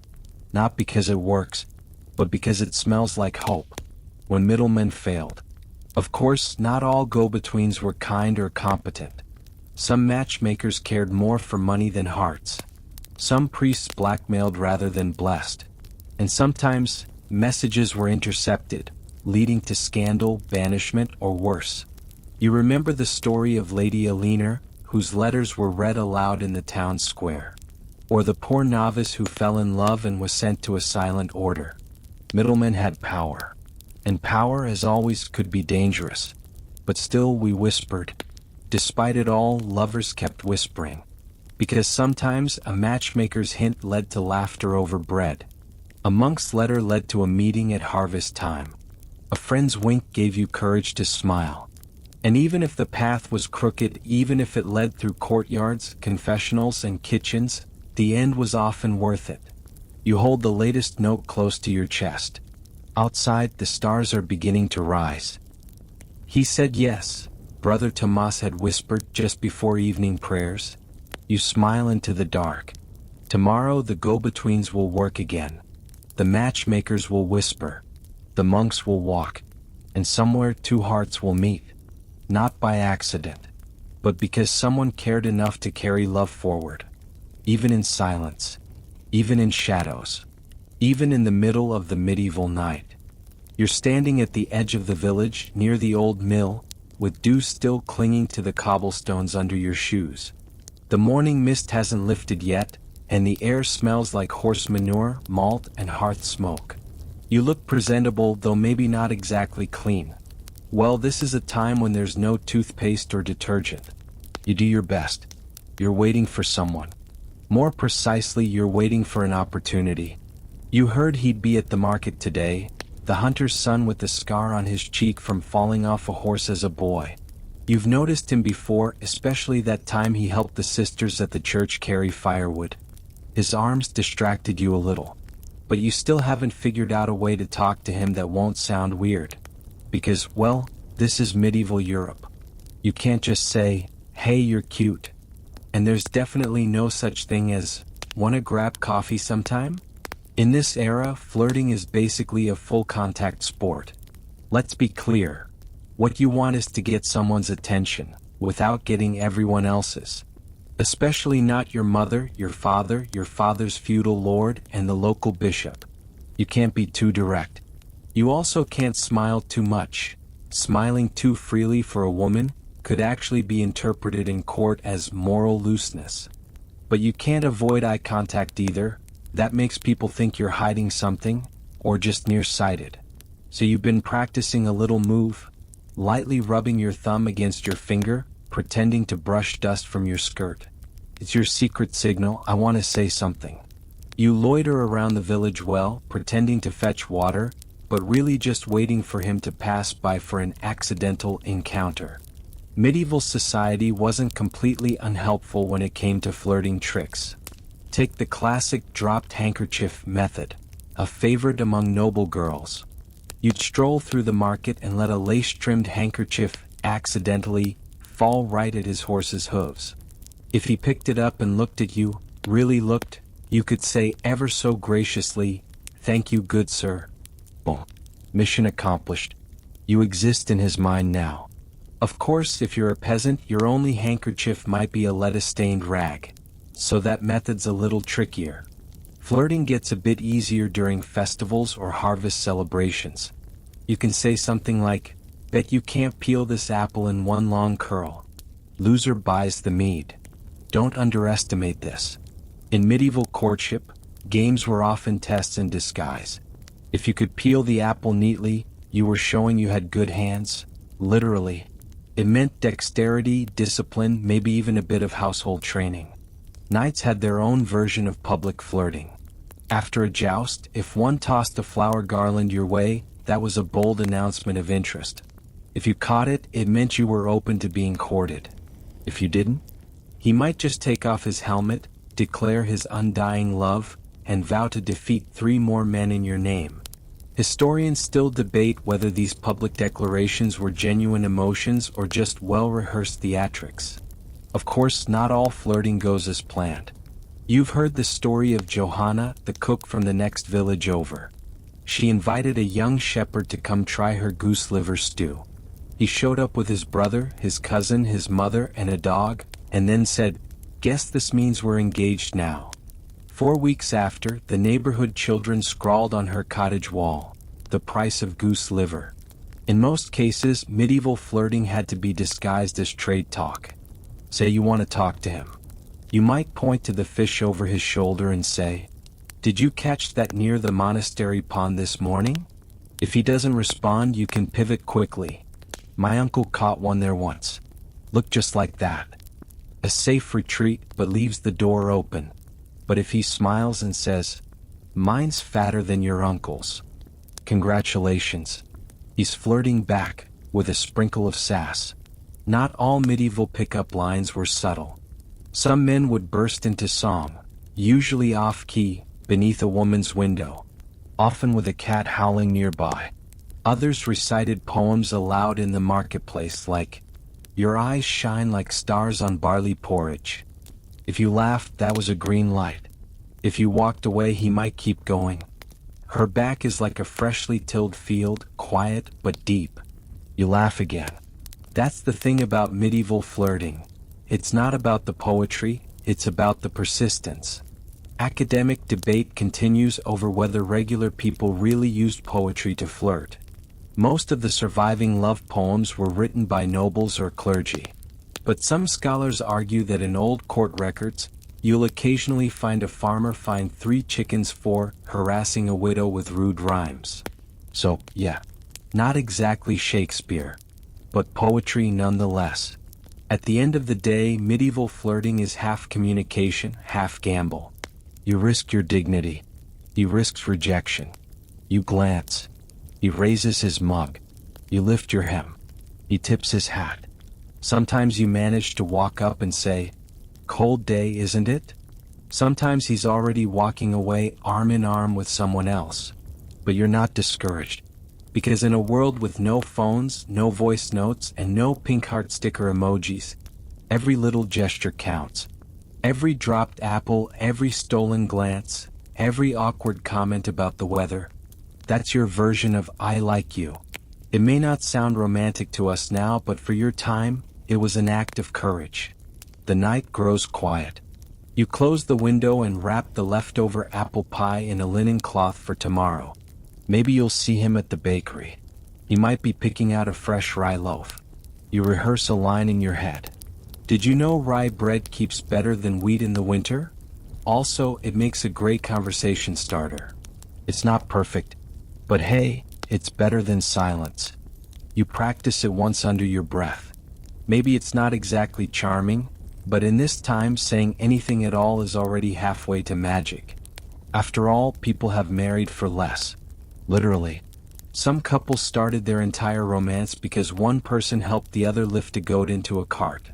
Of course, not everyone gets to do the flirting. Let's be honest, your social class plays a big part. If you're noble, your chances of accidentally meeting someone at the market are pretty much zero. You don't get to go to the market. You barely even get to go outdoors without a chaperone, unless you've somehow bribed your maid or faked a headache to sneak out into the garden. And if you're a monk, well, flirting is technically off the table. Unless you're the kind of monk who specializes in confessional counseling and happens to find emotional chemistry with a local widow, which has definitely happened more often than the church would like to admit. There's a monastery record from the 13th century where a monk was reprimanded for writing love poetry inspired by the Psalms. Historians are still arguing whether this was blasphemy, creative interpretation, or just medieval Tinder. Back to you though. You're not a monk. You're not a noble. You're just someone with a decent pair of shoes and a rapidly expiring sense of courage. You've spotted him again, across the square this time. He's haggling with the cheese vendor. His brow furrows when he barters. He seems determined, maybe a little impatient. He likes things done quickly, efficiently. Good to know. You think about how you might open the conversation. I think your cheese is underpriced, doesn't exactly scream romance. But maybe something like, bet I can guess what kind of cheese you picked. And if he asks, oh, what kind? You'll say, something firm but a little nutty. Then you'll raise an eyebrow. Flirting, you see, is an art of implications. Innuendo wrapped in modesty. This is a world where you can't say anything directly, but you can say everything sideways. You hint. You glance. You smile just barely. And if he understands, good. If not, well, that's what the next market day is for. In some towns, people actually develop entire flirting codes. One village in Normandy had a game where men would wear different colored feathers on their hats depending on whether they were single, taken, or emotionally complicated. Blue meant available. Brown meant taken. Red meant, currently being watched by my aunt, try again next week. Another region used embroidered cuffs to signal interest. A tiny stitched heart on the sleeve meant, ask me to dance. A cross-stitched arrow meant, I already like someone else. You can imagine how complicated laundry day got. Some historians believe these little love codes help people navigate courtship while staying within the bounds of moral expectations. Others argue they were just creative ways to avoid getting yelled at by the parish priest. But no matter the tricks, the costumes, the strategies, at the heart of it all, you're just trying to reach across the space between two people. Even if that space is a muddy road, a stack of hay bales, or a very judgmental goose. That's the thing they don't write about in romantic ballads. Not the goose. You remember once, a friend of yours tried to flirt during a hay harvest.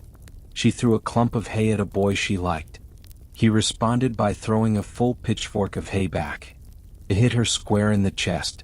Everyone laughed. They're now married with 4 kids. Apparently, hay violence is also a love language.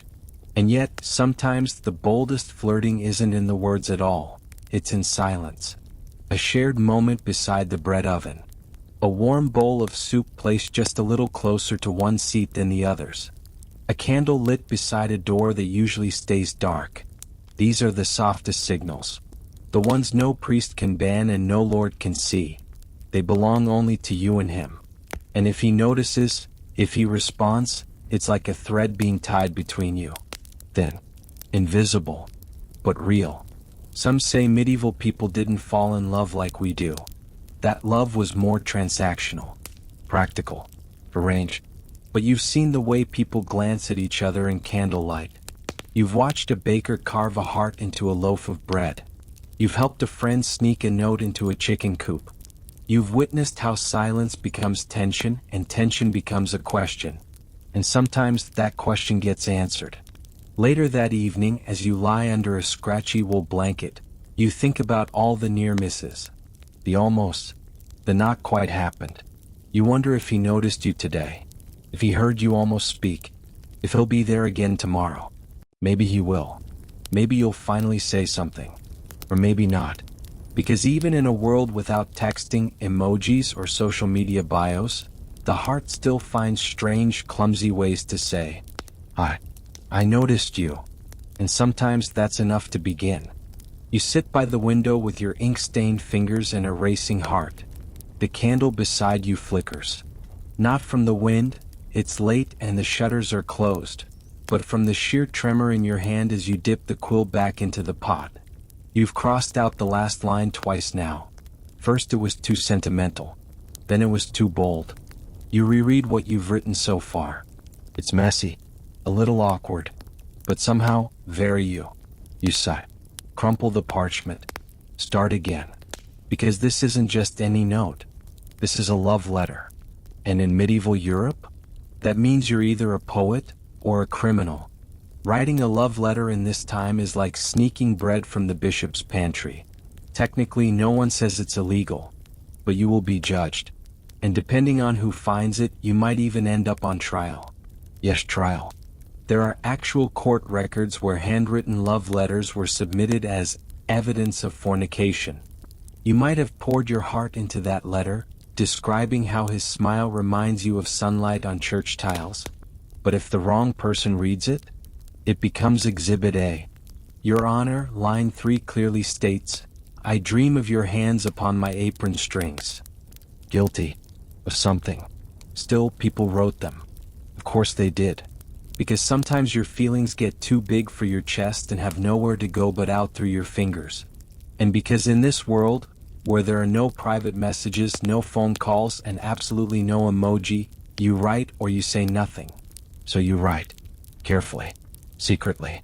With just enough vagueness to protect yourself, but enough detail to make him know it's him.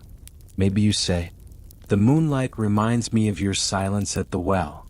Or, my dreams are never dry when I see the color you wore on market day. It doesn't matter if it makes sense to anyone else. If he reads it and understands, it's a miracle.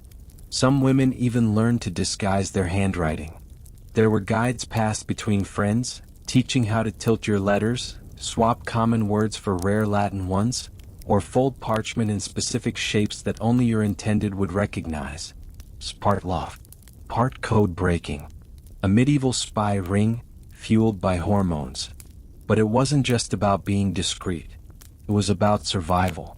Because if a man received your letter and didn't like you, he could show it to the priest, or the bailiff, or your father. And suddenly you're not the sweet girl who tends goats and kneads dough. You're the temptress who dared to write, my breath warms at your name. You can be excommunicated, whipped, or worse, married off immediately to someone else just to preserve your honor. Imagine that. You write one slightly suggestive verse about his eyes, and end up married to his uncle. Men weren't off the hook either. In fact, many love letters from this time, at least the ones that survived, were written by men, especially among the nobility. The tone? A mix of Shakespeare, overconfidence, and sheer desperation. Lines like, though your father forbids me, my heart gallops to you like a wild stallion. Or, your bosom is the altar upon which I burn daily. Yikes. One knight apparently sent his lady a letter written entirely in horse metaphors. Scholars still debate whether this was a sign of deep emotion, or simply that he'd never learned other vocabulary. Some women did write back. Others didn't. And some had to ask a literate friend to help compose their reply. Imagine trying to dictate your feelings while someone else holds the quill and says, do you want to describe his hands again, or have we done enough of that? You blush. Just put something about the stars. Because stars are safe. Stars don't end up as criminal evidence. And don't forget, even if your letter was sweet and pure and innocent, it still might be used against you. A 14th century woman named Isabeau was brought before a church court because her neighbor claimed she had written lewd verses to a man who sold eels. No one ever found the letter. But because people believed she was capable of writing such a thing, she was punished. Sometimes the idea of a letter is more dangerous than the letter itself. Still, letters survived, hidden in floorboards, pressed between pages of prayer books, scribbled in the margins of sermons. One was found folded into the lining of a glove. Another was discovered inside a hollowed-out turnip. Yes, really. The turnip letter of Dorset, 1371. Historians still argue whether that one was a prank, a metaphor, or simply very committed vegetable-based communication. But maybe the most moving letters are the ones no one ever read. The ones that were written, sealed, and never sent. Because the timing was wrong.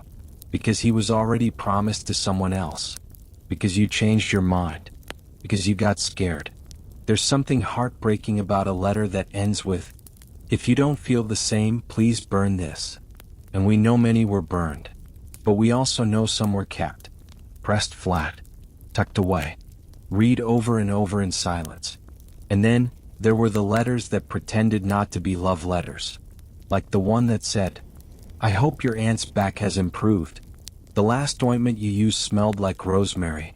It made me think of the garden behind your cottage, where I last saw you, before the harvest dance." No mention of feelings. No mention of longing. But you read between the lines. And oh, those lines say everything. Of course, there's one final layer of risk. Someone else might intercept the letter. Maybe your sister finds it. Maybe the parish priest opens it. Maybe your little brother decides it's more fun to recite it aloud at dinner. Suddenly, your tender declaration of love is being shouted between bites of onion stew. And now your whole family knows that someone's hands remind you of springtime mud and honeyed bread. You want to crawl into the hearth. But somehow none of that stops you. Because writing a love letter, even in this strange, judgmental, parchment-scarce world, is the only way you know to tell someone they matter.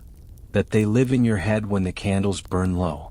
That their laugh makes you forget the mud and the hunger and the hard-packed floor beneath your bed. So you write. You fold. You hide it in your sleeve. You pray they'll read it. And you hope, desperately, foolishly, and with every ounce of courage you can summon, that they'll write back. Opening. A moonlit oath. You're standing at the edge of a castle balcony.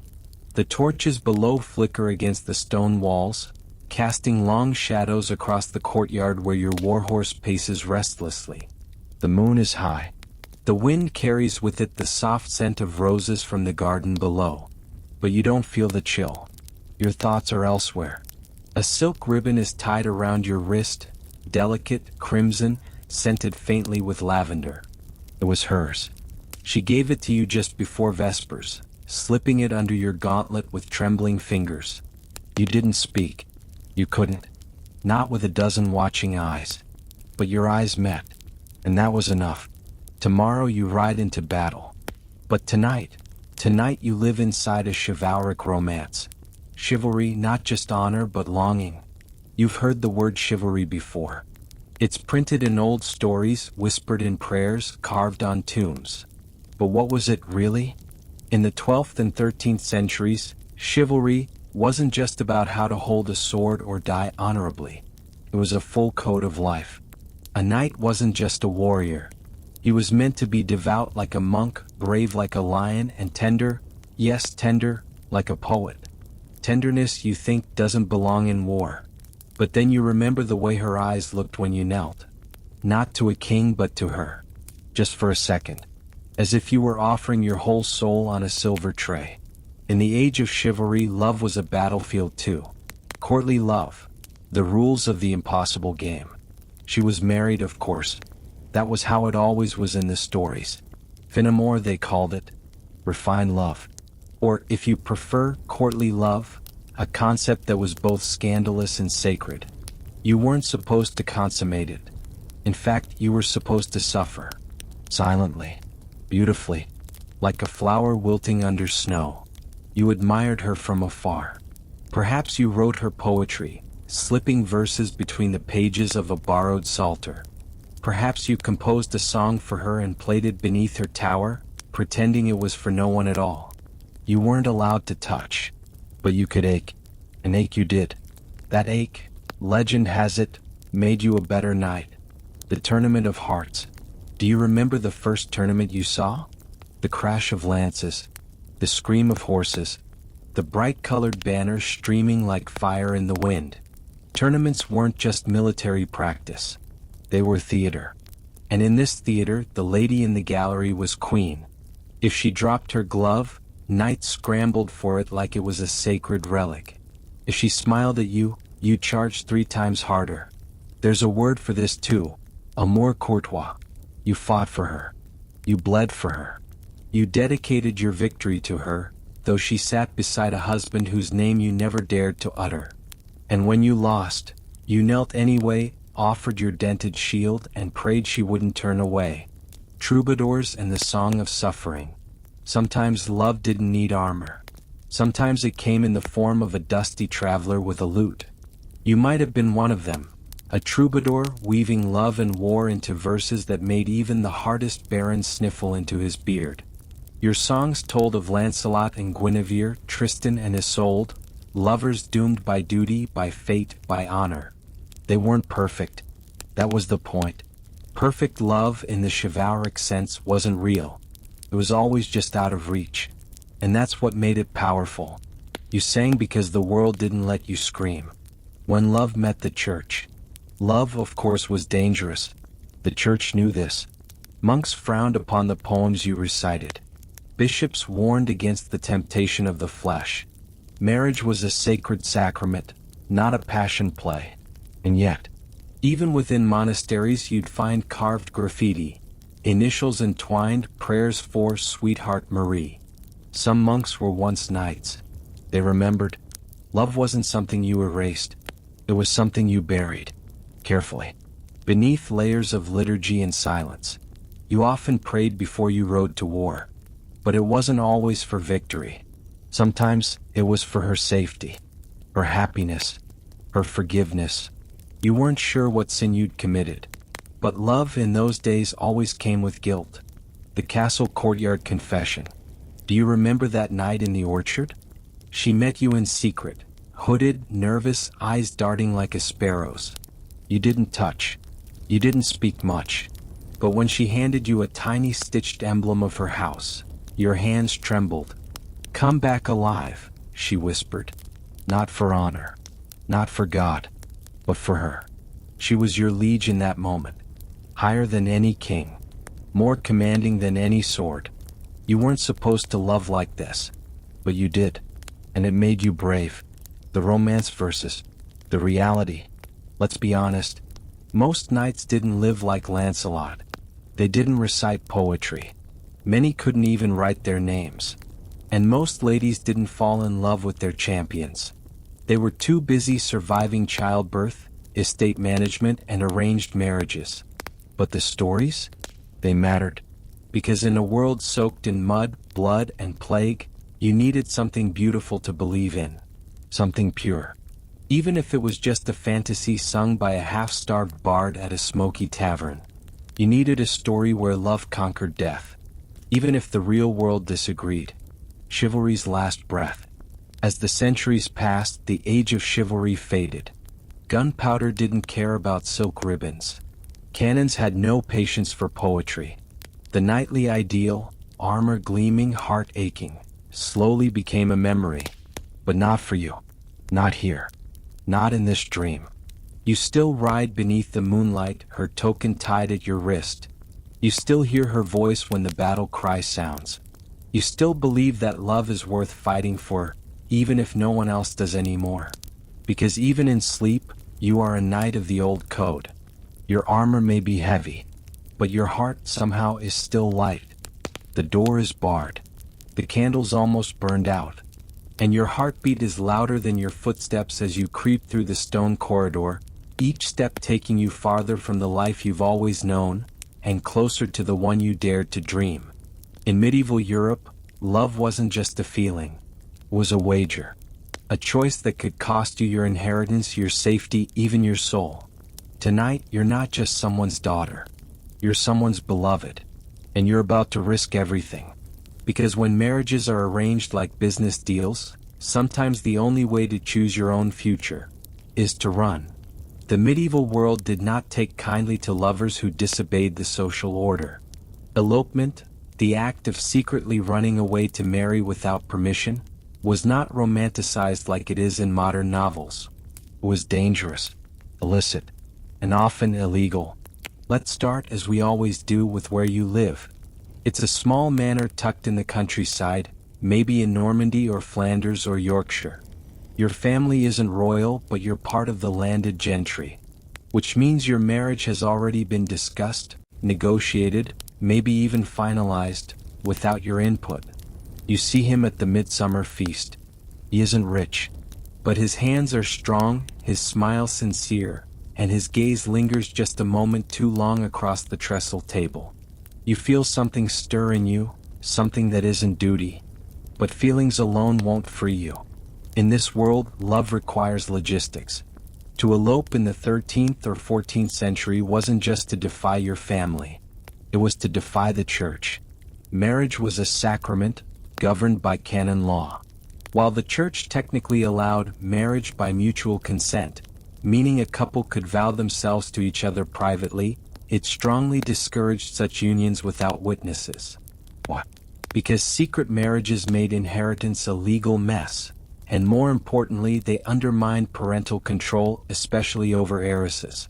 So what happened if you ran? Well, if your parents caught you, you could be dragged home, forcibly remarried, or even locked away in a convent. If the church caught you, your marriage might be annulled.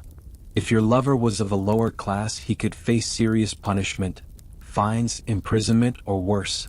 But some ran anyway. Let's imagine a case that actually happened. In 1393, a young woman named Elizabeth Clerk of London fell in love with a man named John. Her family disapproved, so the lovers plotted. One evening, Elizabeth disguised herself as a servant and slipped out of her family's townhouse. They wed in secret before a sympathetic priest. When her family found out, they sued. Not in a court of family law, but in an ecclesiastical court. John was fined. The priest was excommunicated. And Elizabeth? She was locked away until she repented. Love in this age was a crime with consequences. But sometimes the stakes were even higher, especially when ransom was involved. In a time of near constant war, high-born men, knights, squires, even lords, were often captured in battle. When this happened, their families were expected to pay ransom. That might mean liquidating land, borrowing from abbeys, or taxing peasants. But imagine if your beloved was captured, and you had no dowry to offer, no authority to negotiate. Just your heart and your desperation. Some women pawned jewelry. Others appealed to monasteries for mercy funds. One tale tells of a baron's daughter who wrote letter after letter to distant cousins, raising just enough to free her betrothed. When he returned, he married her out of gratitude. Maybe love, maybe both. And then there were the daring few who bartered their own bodies. In rare, scandalous cases, a woman might offer herself in exchange for a lover's release. Not in the salacious way you might imagine. This was often symbolic. A noblewoman might agree to marry her lover's captor, or pledge to enter a nunnery if he was freed. In some records, women even offered themselves as hostages, agreeing to live in confinement until ransom could be paid. These were not passive damsels. These were women who knew the system and bent it. But let's not forget the role of letters. Elopements often began with ink. A smuggled message under a basket of bread. A poem scratched onto parchment and tucked inside a psalter. Even a line sewn into a handkerchief. I would rather die in your arms on the road to Calais than live 100 years behind my father's gates. Elopement required planning. Allies, horses, bribes, and faith. So much faith. Because if you were caught, you wouldn't just be punished. You'd be shamed. For noblewomen, the stigma was immense. A reputation could be ruined forever. No man of status would marry a runaway. For men, the risk was more financial. Fines, loss of property, imprisonment in debtors' cells. And yet lovers ran. There's a story from the borderlands of England and Scotland, a region known for its outlaws and reivers. A woman named Elise fled her tower in the dead of night. Her lover waited by the river. They rowed hard for the coast, hoping to find passage to the Low Countries. They were caught 2 days later by her brother's men. She never saw her lover again. But for the rest of her life she refused every arranged match. She lived alone, on a small income granted by her embarrassed but resigned family. When she died, they found in her chest a lock of black hair, and a small wooden brooch carved with her initials and his. Why risk it? Why choose the road, the forest, the exile, when you could stay in your father's hall and marry as you were told? Because sometimes, love really did feel worth it. Because the thought of a lifetime with someone chosen for you was a slow death. Because even in a world of feudal law, parental contracts, and rigid hierarchy, the human heart remained a rogue. So tonight, as you wrap your shawl tighter, as the moonlight slants across the window ledge, you remember them. The runaway girls, the ransom-bartering lovers, the ones who dared. You won't be running tonight. Not in body. But maybe in dreams. And maybe, just maybe, love will be waiting at the edge of the woods. The candle is flickering low again.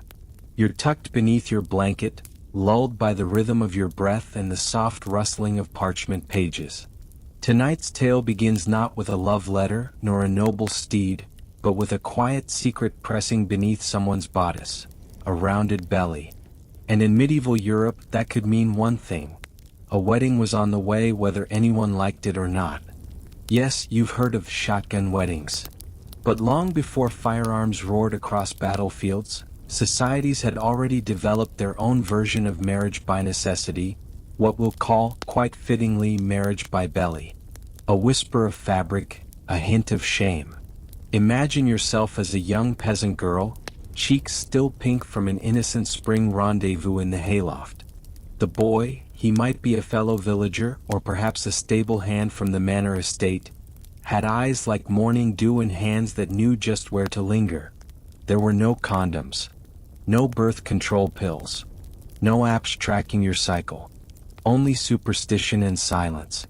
Now, a few missed monthlies later, and your apron won't tie quite the same.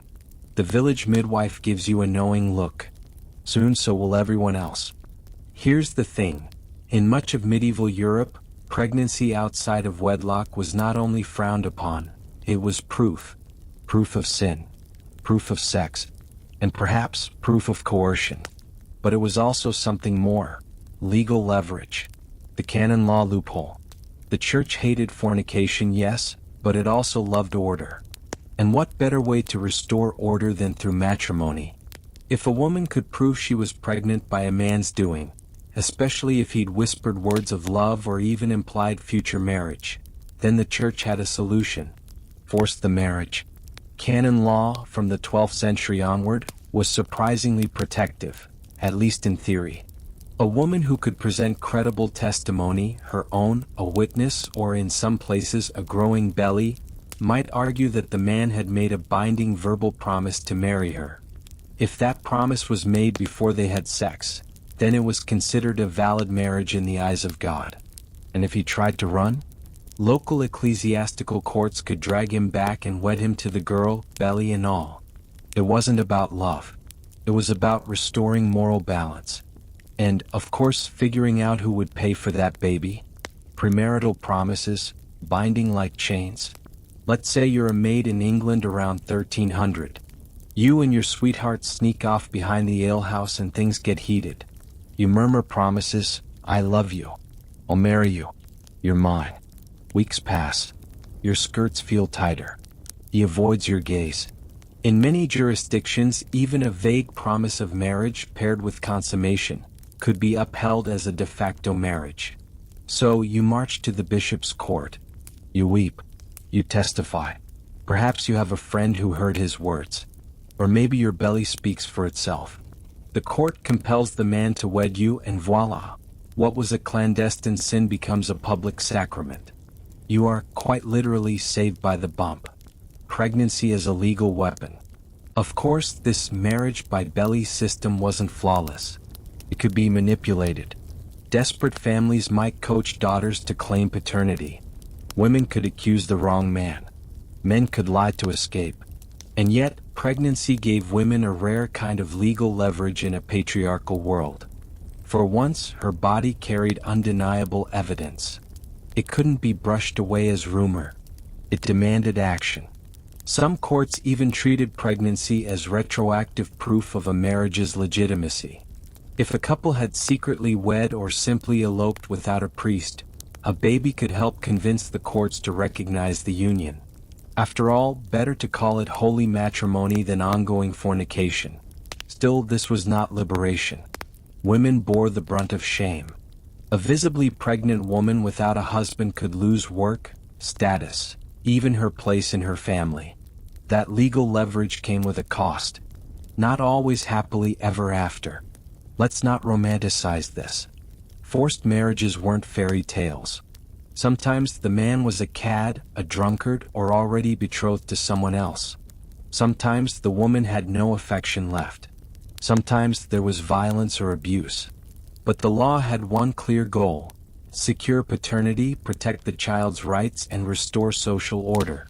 Love in this scenario was optional. Even among nobles, pregnancy could be a bargaining chip. A noblewoman who became pregnant might be married off quickly to avoid scandal. Her dowry might be renegotiated, her child's inheritance recalibrated, and her husband's reputation patched up. It was less about love, and more about damage control. Midwives, gossip, and scandal management. In the absence of pregnancy tests or paternity leave, how did people know? Enter the midwives, the aunts, the neighbors, the servants. A whole cast of female characters who could interpret signs, count missed menses, and speculate loudly. Midwives might be called to examine the girl. Villagers might keep watch. Gossip was its own kind of legal force. But sometimes it backfired. A woman might be falsely accused. Or worse, she might be pregnant because of assault, and yet still expected to marry her attacker. Yes, in some regions and eras, rape victims were expected, or even required, to marry their rapists to preserve honor. The baby sealed the deal. Horrifying? Yes. But it's part of the pre-modern record. The pregnant widow's dilemma. What if you were pregnant by a man who died before marriage? A tricky situation. In some areas, if the man had promised marriage before dying and you were visibly pregnant, his family might still be forced to support you, or even recognize the child's inheritance. Other times you were simply out of luck. Your child might be deemed illegitimate. You might become the village pariah. Or, if you were clever and convincing, you might retroactively invent a story of a secret betrothal. The church's mixed messages. The church danced a fine line. On one hand, it preached chastity. On the other, it wanted to avoid bastard children. So it played moral janitor, sweeping up messes with hurried weddings, forced vows, and shame-soaked sermons. And yet, over time, the sheer volume of these cases forced a reckoning. By the late medieval period, pregnancy as legal evidence of marriage began to fade. More emphasis was placed on formal betrothal contracts, priestly witnesses, and parental consent. Still, in rural pockets and among lower classes, the old ways lingered. A belly was a powerful thing. The echoes today. And so, as you drift towards sleep, you carry this strange piece of history with you. Your body, your womb, once held not only life but legal weight. In a world where women had few rights, pregnancy could be both shackle and shield. A source of shame, yes, but also one of the few forms of evidence that men, courts, and priests could not easily deny. Marriage by belly. A contract inked in whispers, sealed by swelling skin. A bittersweet chapter in the long, complicated history of love, law, and the female body. Sleep well and dream gently. The past is closer than you think. The candle flickers gently on the wooden windowsill, casting long shadows over the worn linen sheet beneath you. The night air is still, the hush of the village wrapping itself around your house like a blanket.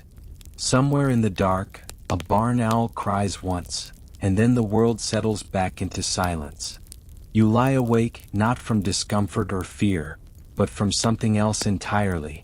Something warmer. Closer. His breath, steady and slow, curls against your shoulder. You know the church says it's wrong. But tonight you just don't care.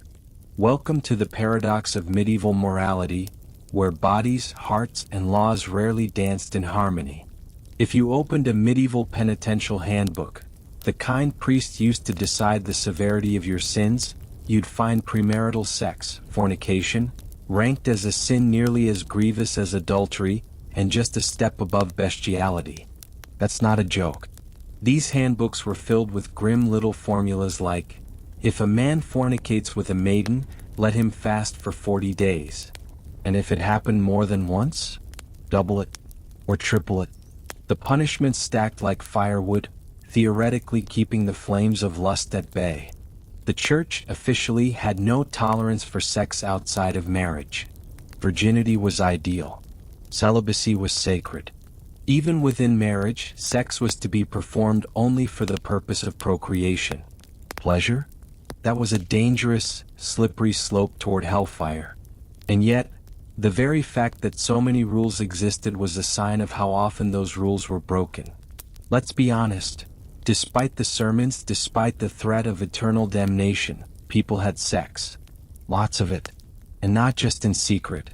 In many medieval villages, it was common for couples to sleep together before marriage. Not just once, but regularly. It wasn't always seen as shameful. In fact, in some regions, a woman who became pregnant before marriage was seen as more marriageable, not less.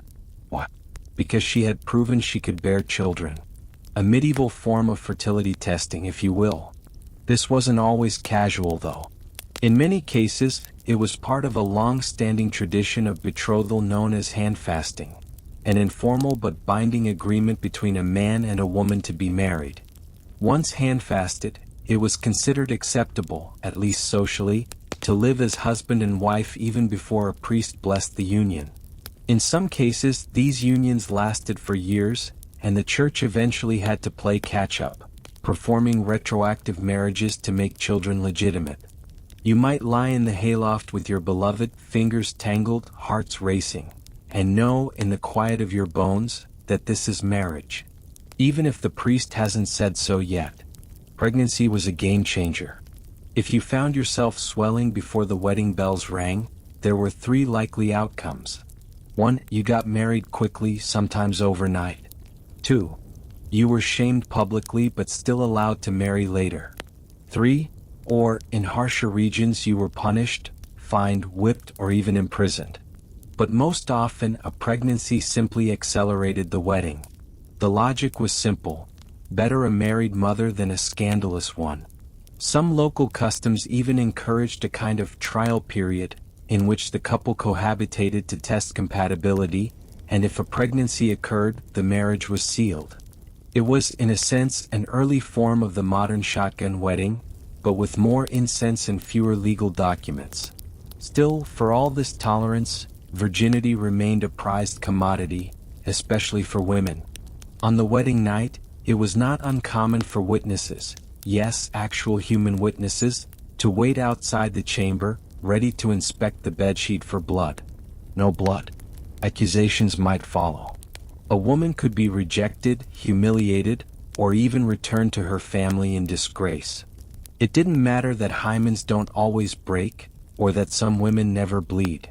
Biology bowed to symbolism. And if that symbolism wasn't satisfied, your worth could be questioned forever. To pass this test, some women used tricks, pinpricks on their thighs to stain the sheets, or even small animal bladders filled with blood. The pressure to perform purity was high. The shame of being found wanting was higher still. And yet, many didn't bother pretending. They loved. They touched. They risked everything, because sometimes, passion was louder than reputation. You might assume that those preaching the loudest about chastity lived the purest lives. You'd be wrong. Many priests kept concubines. Some had illegitimate children. In some parishes it was an open secret, so open in fact that townspeople referred to these women as priests' wives, even if the church did not. Monasteries weren't immune either.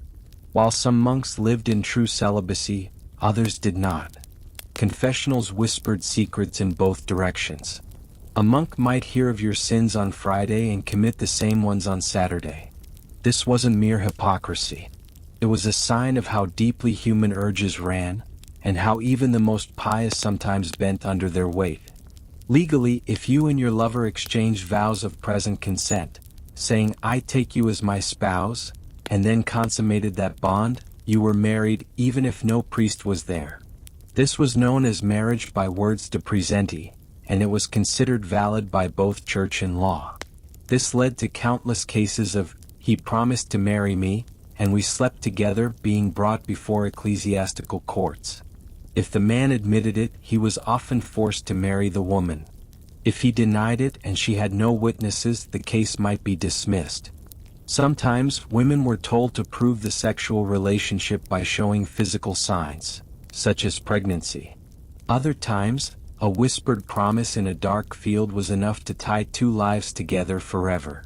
Imagine lying with someone beneath the stars, murmuring words you half understand, and waking to find you're legally bound for life. You might be the daughter of a farmer, your cheeks flushed with youth, your heart full of dangerous curiosity. Or perhaps you're a widow, your body still warm with memory, tempted once again by touch. You know what the priest says, but you also know what your body says. And sometimes your body is louder. Perhaps he pressed your hand beneath the table at the harvest feast, fingers brushing yours like a question. Perhaps you found yourselves alone in the mill house or behind the hedgerow at dusk. Maybe you said no and meant it, or maybe you said no and changed your mind. Whatever the case, you aren't alone. Thousands of others like you navigated the same silent dance between desire and doctrine. Some found love. Some found shame. Some found both, tangled together in a lifetime's worth of memory. And sometimes, in the deep of night, when no one else is listening, you tell yourself, maybe the church said no, but God, maybe, just maybe, said yes. In the end, medieval society was less a strict theocracy than a collection of compromises. The church thundered from the pulpit, but villagers whispered behind closed doors. Laws forbade, but custom allowed. Virginity was idealized, but rarely enforced. Premarital sex was a sin, yes, but it was also a reality, a risk, a rite of passage, a whisper beneath the rafters, a truth so common it became almost invisible. And for you, who lies now with warm skin beside you, a steady heart under your palm, it is not sin that fills the room. It is quiet, and love, and the slow, drowsy hush of sleep. You'll confess tomorrow, maybe. But tonight you'll rest. The cobbled road you walk on today wasn't meant for you. Not if you were born in the wrong shoes. In medieval Europe, the idea of love was already a delicate beast, prone to injury, sickness, or death by arrangement. But the moment that love dared cross class lines? Oh, darling, that wasn't just dangerous. That was revolutionary. This is the story of what happened when a peasant fell for a knight. When a baker's daughter blushed at a nobleman's gaze. When a monk-turned-scribe dared write poetry to a lady high above his station. This is a tale of passion pushing against the firm walls of feudal hierarchy, and what it cost. So snuggle under your blankets, take a breath, and let me tell you a bedtime story about forbidden love, and why crossing those lines might have been the bravest or most foolish thing a medieval heart could do. The medieval social ladder, and where you weren't allowed to climb. Before we swoon at the idea of two souls defying the odds, let's make one thing clear. Medieval society wasn't built for flexibility. It was a pyramid, and most people were cemented to their rung with no chance of climbing higher. Nobles married nobles. Peasants married peasants. Clergy stayed out of it altogether, at least on paper. The church, the state, and family honor all worked in concert to ensure that your place at birth was your place at death. To marry outside your class was not just unconventional, it was destabilizing. The fear? That if a noble married a commoner, it might dilute the bloodline, undermine loyalty, cause scandal, or worse, inspire others to do the same. But love, as we've seen time and again, doesn't always care about the rules. When peasants fell for lords, and vice versa. Let's imagine, you're the daughter of a farmer, skilled in dyeing wool and with hands roughened from daily work. One day at market you make eye contact with the son of a baron. He smiles. You look away. But he keeps coming back. These stories weren't fairy tales. They happened. There are historical accounts of noblemen taking interest in women from far lower status. Sometimes it led to mistresses and heartbreak. Sometimes, astonishingly, to marriage, though rarely without consequence. For women, marrying up could mean dramatic changes. New clothes, new speech, new expectations. But it also meant navigating a hostile world of in-laws, political alliances, and gossip that would never let her forget where she came from. And for noblemen, risking one's lineage and inheritance for love was considered not romantic, but foolish, often punishable, especially if done without parental approval. Noble women and forbidden romance. If a nobleman marrying down was scandalous, a noblewoman doing so was catastrophic. A lady of rank was expected to serve family strategy, not personal desire. Her hand in marriage could seal treaties, secure lands, or forge alliances. Falling in love with a commoner, a musician, a squire, or even a charismatic stable boy, meant throwing all that away. Yet there are whispers in the archives. Love letters between a countess and a low-born poet. Tales of cloaked visits and moonlit trysts, of broken betrothals and exile. Some noble women, especially widows, found more freedom. They might secretly take lovers or even elope with men beneath their station. But even then, punishment loomed. Confiscation of property, imprisonment, or worse, public disgrace. The church's stance, conflicted and convenient. The medieval church often served as a double-edged sword. On one hand, it upheld class boundaries. Marriages had to be approved. Bans read. Families consulted. On the other hand, canon law said marriage was a sacrament.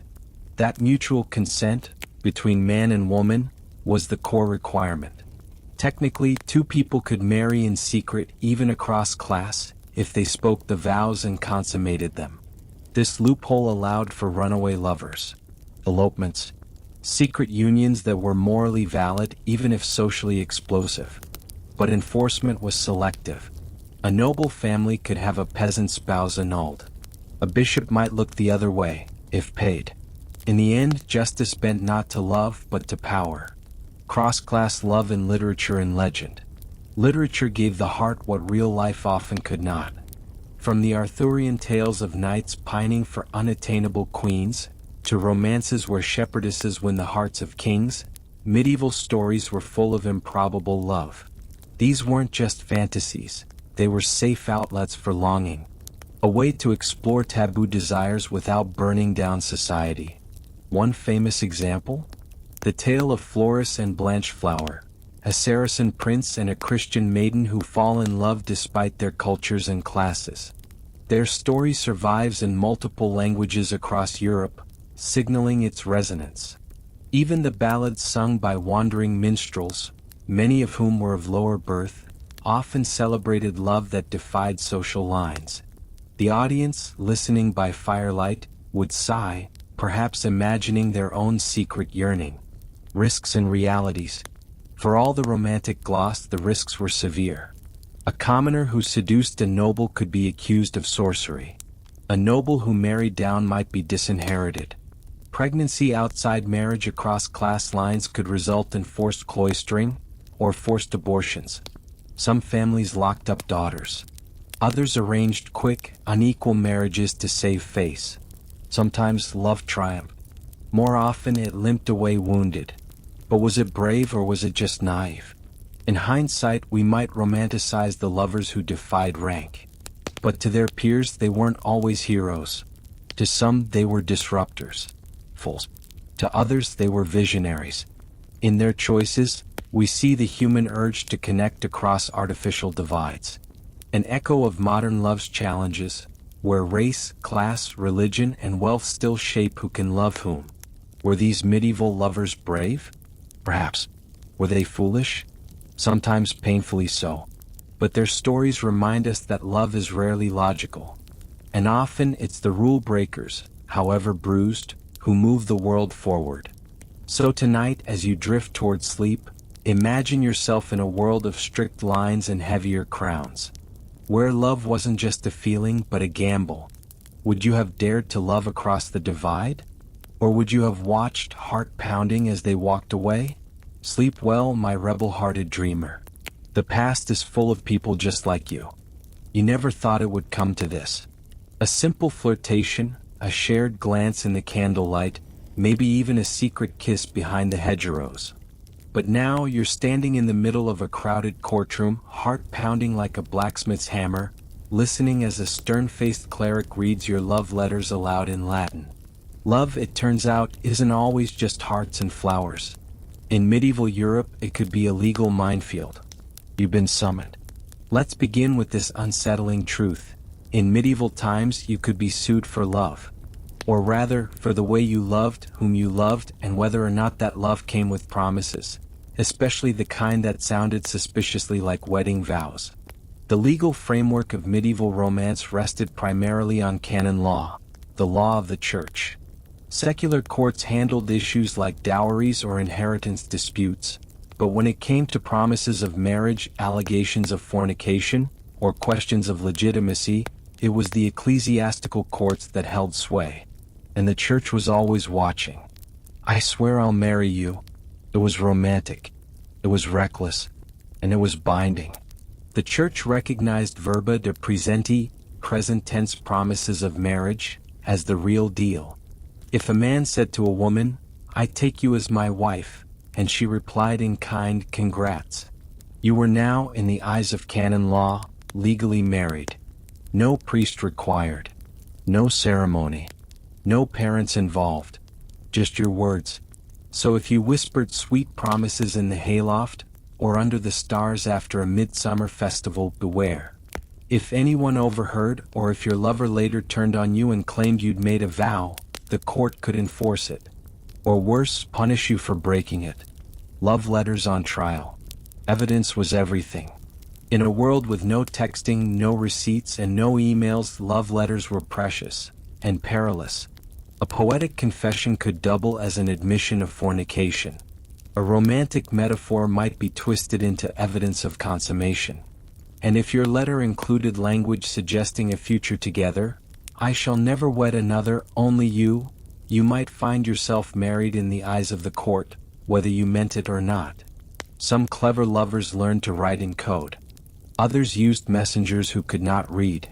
Still, love letters routinely showed up in ecclesiastical court as evidence in breach of promise suits. Your parchment passion might have been beautiful, but it could also get you excommunicated. The witness problem.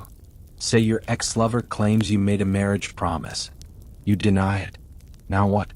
Enter the witnesses. In many court cases, neighbors, servants, friends, and even enemies were called to testify. Did they see you holding hands in public? Did you give her a ring? Did you refer to her as your future wife? Even a passing joke could be used against you. Some cases were tragically mundane. Others were surprisingly spicy. One 14th century case involved a woman who claimed a man had promised to marry her, in the presence of God and an onion seller. She lost, but the transcript survives.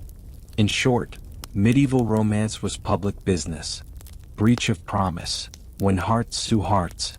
Suppose you promised to marry someone but then broke it off, maybe for someone wealthier, nobler, or more fertile. They could sue you. Yes, really? Breach of promise suits were common in ecclesiastical courts.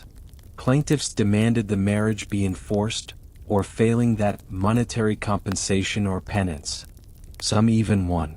For noble families, these suits had political consequences. For peasants, they could destroy reputations and livelihoods. And for women, they often carried the cruelest burden. If a woman had slept with a man believing they were to marry and he reneged, she might be considered damaged goods by society.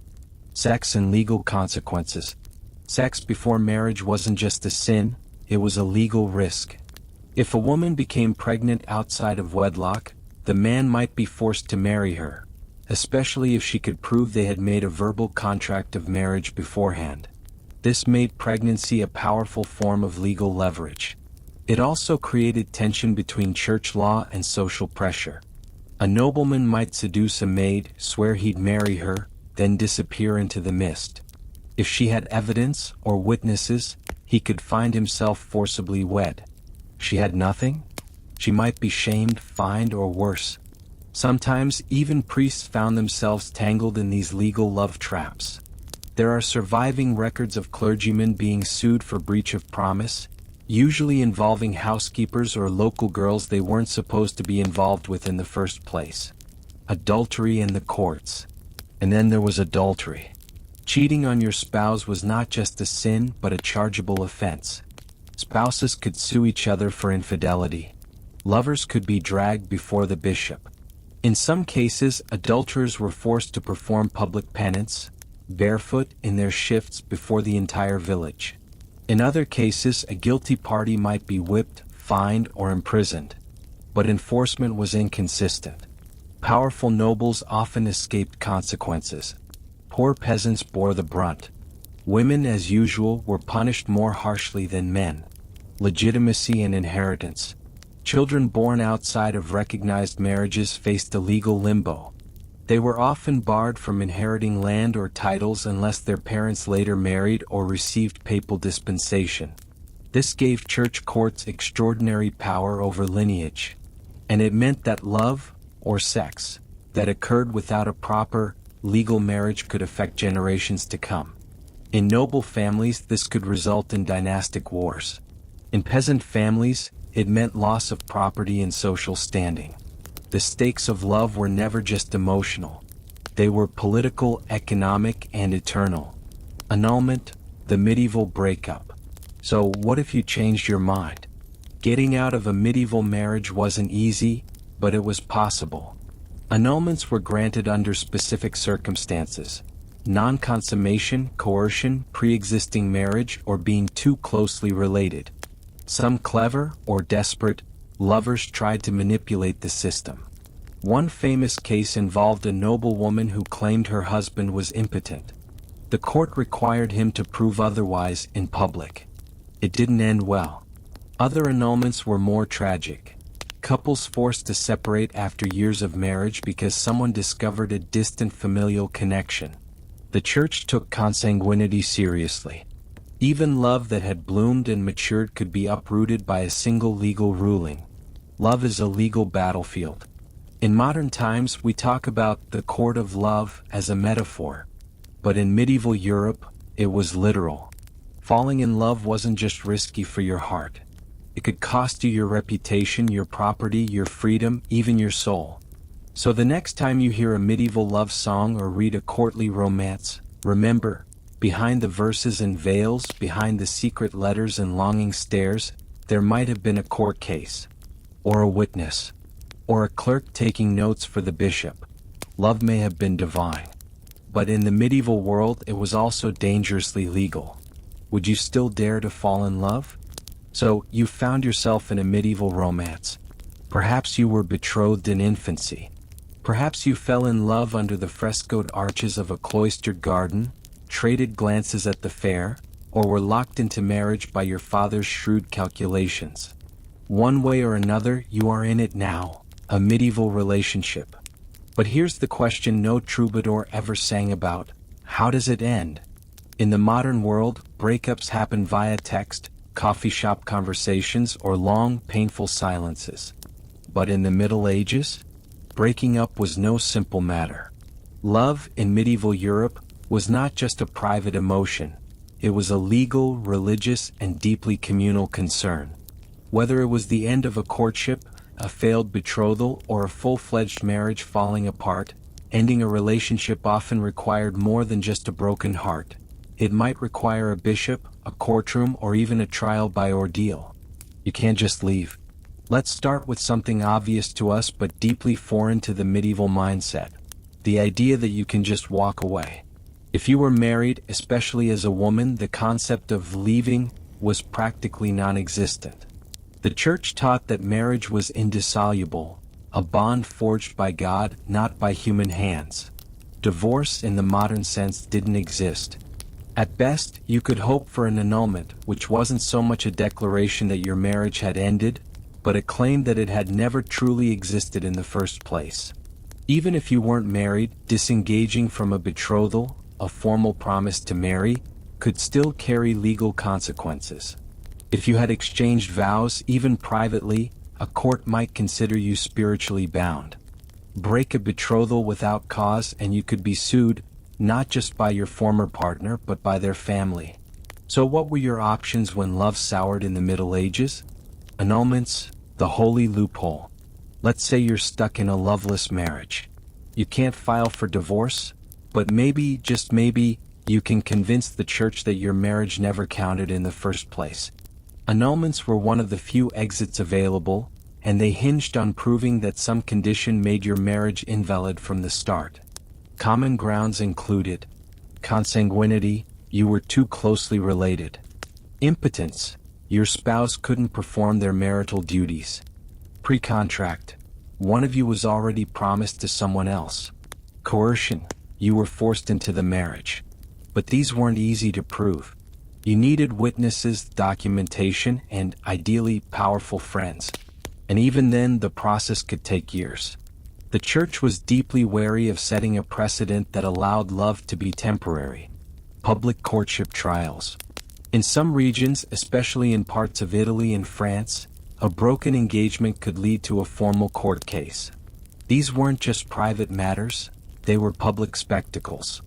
If a man broke off a betrothal, the woman or her family might sue for defamation or breach of promise. Witnesses would be called. Love letters might be read aloud. If the man had offered a ring, a gown, or livestock, he might be forced to return or forfeit them. These trials often hinged on proof of intent. Did he promise marriage? Was there physical intimacy? Had he spoken the words, "I will take you as my wife"? If so, the court might declare them spiritually married, meaning he could be punished for abandoning her, even if no church wedding had taken place. The God will judge method. Sometimes, a relationship ended not in courts but in the chilling arena of a trial by ordeal. This was rare, but when accusations of adultery or infidelity surfaced, especially among the nobility, things could escalate quickly. In one famous case, a woman accused of cheating was made to walk over red-hot plowshares. If she emerged unscathed, it proved her innocence. She burned well. God had spoken.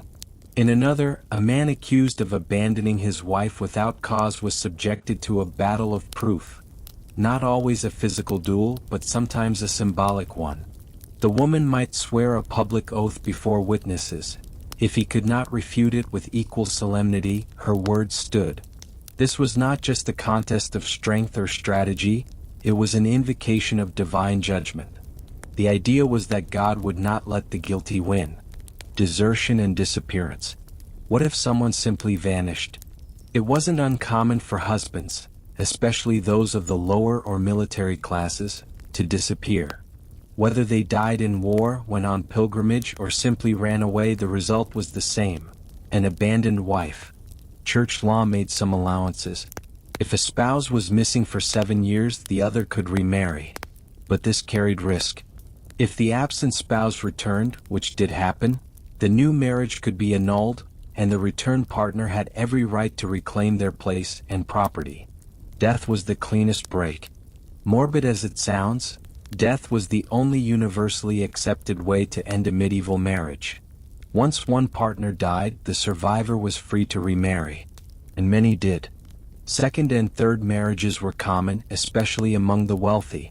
Even among the peasantry, a man might marry again within weeks of his wife's death, especially if there were children to raise or land to tend. Widowhood also brought rare independence to women. A widowed woman could often control her own dowry, manage land, and make decisions without a male guardian. For some women, especially those in arranged or unhappy marriages, widowhood was the first taste of real freedom. Secret breakups. Of course, not all endings were legal or official.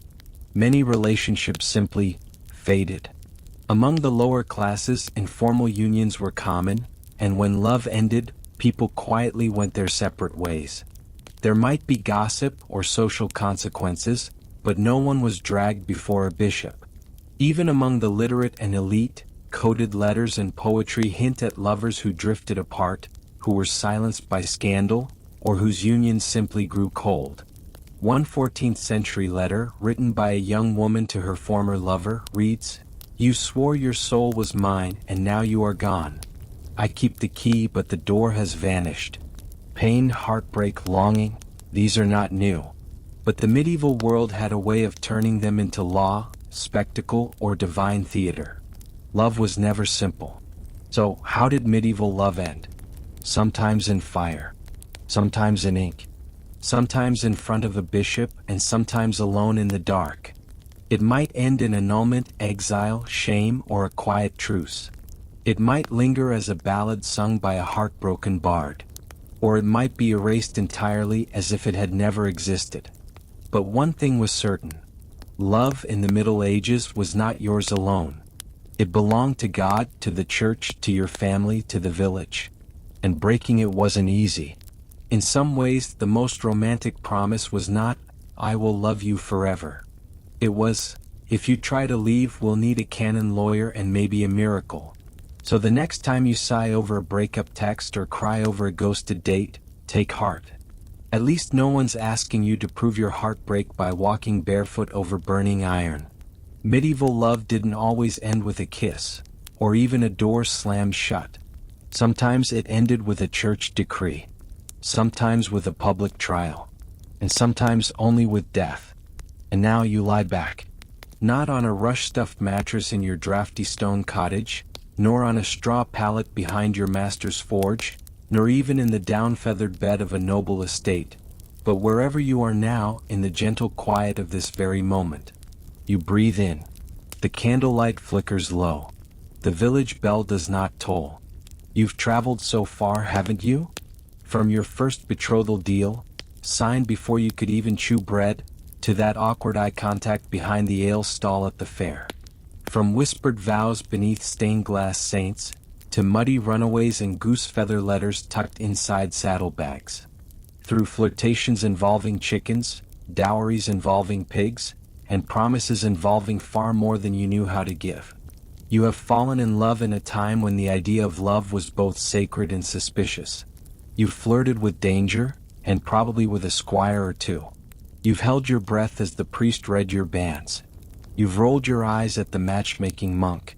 You've counted calendar days with your thumb pressed to parchment, waiting for one letter to return from 3 towns away. You've learned that marriage was rarely a choice. And yet, somehow love still was.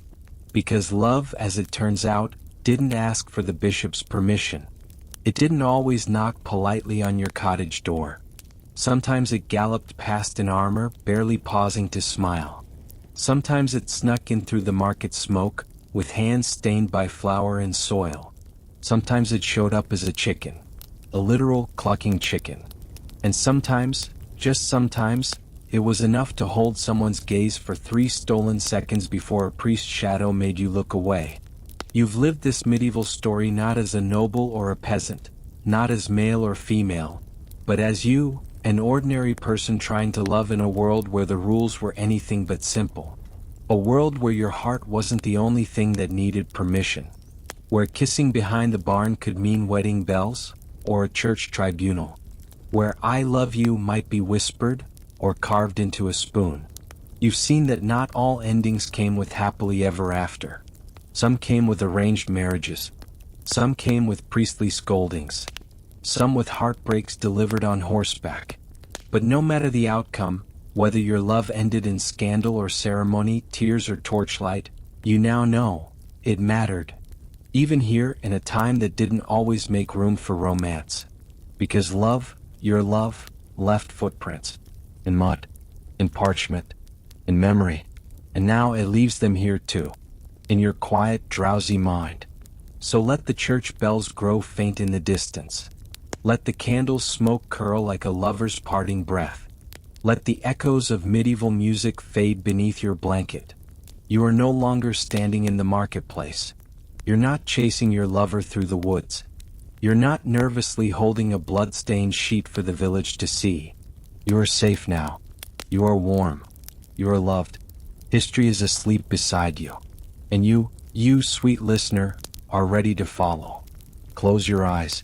You've lived 1,000 lives tonight. You've kissed through time. Sleep well, little time traveler.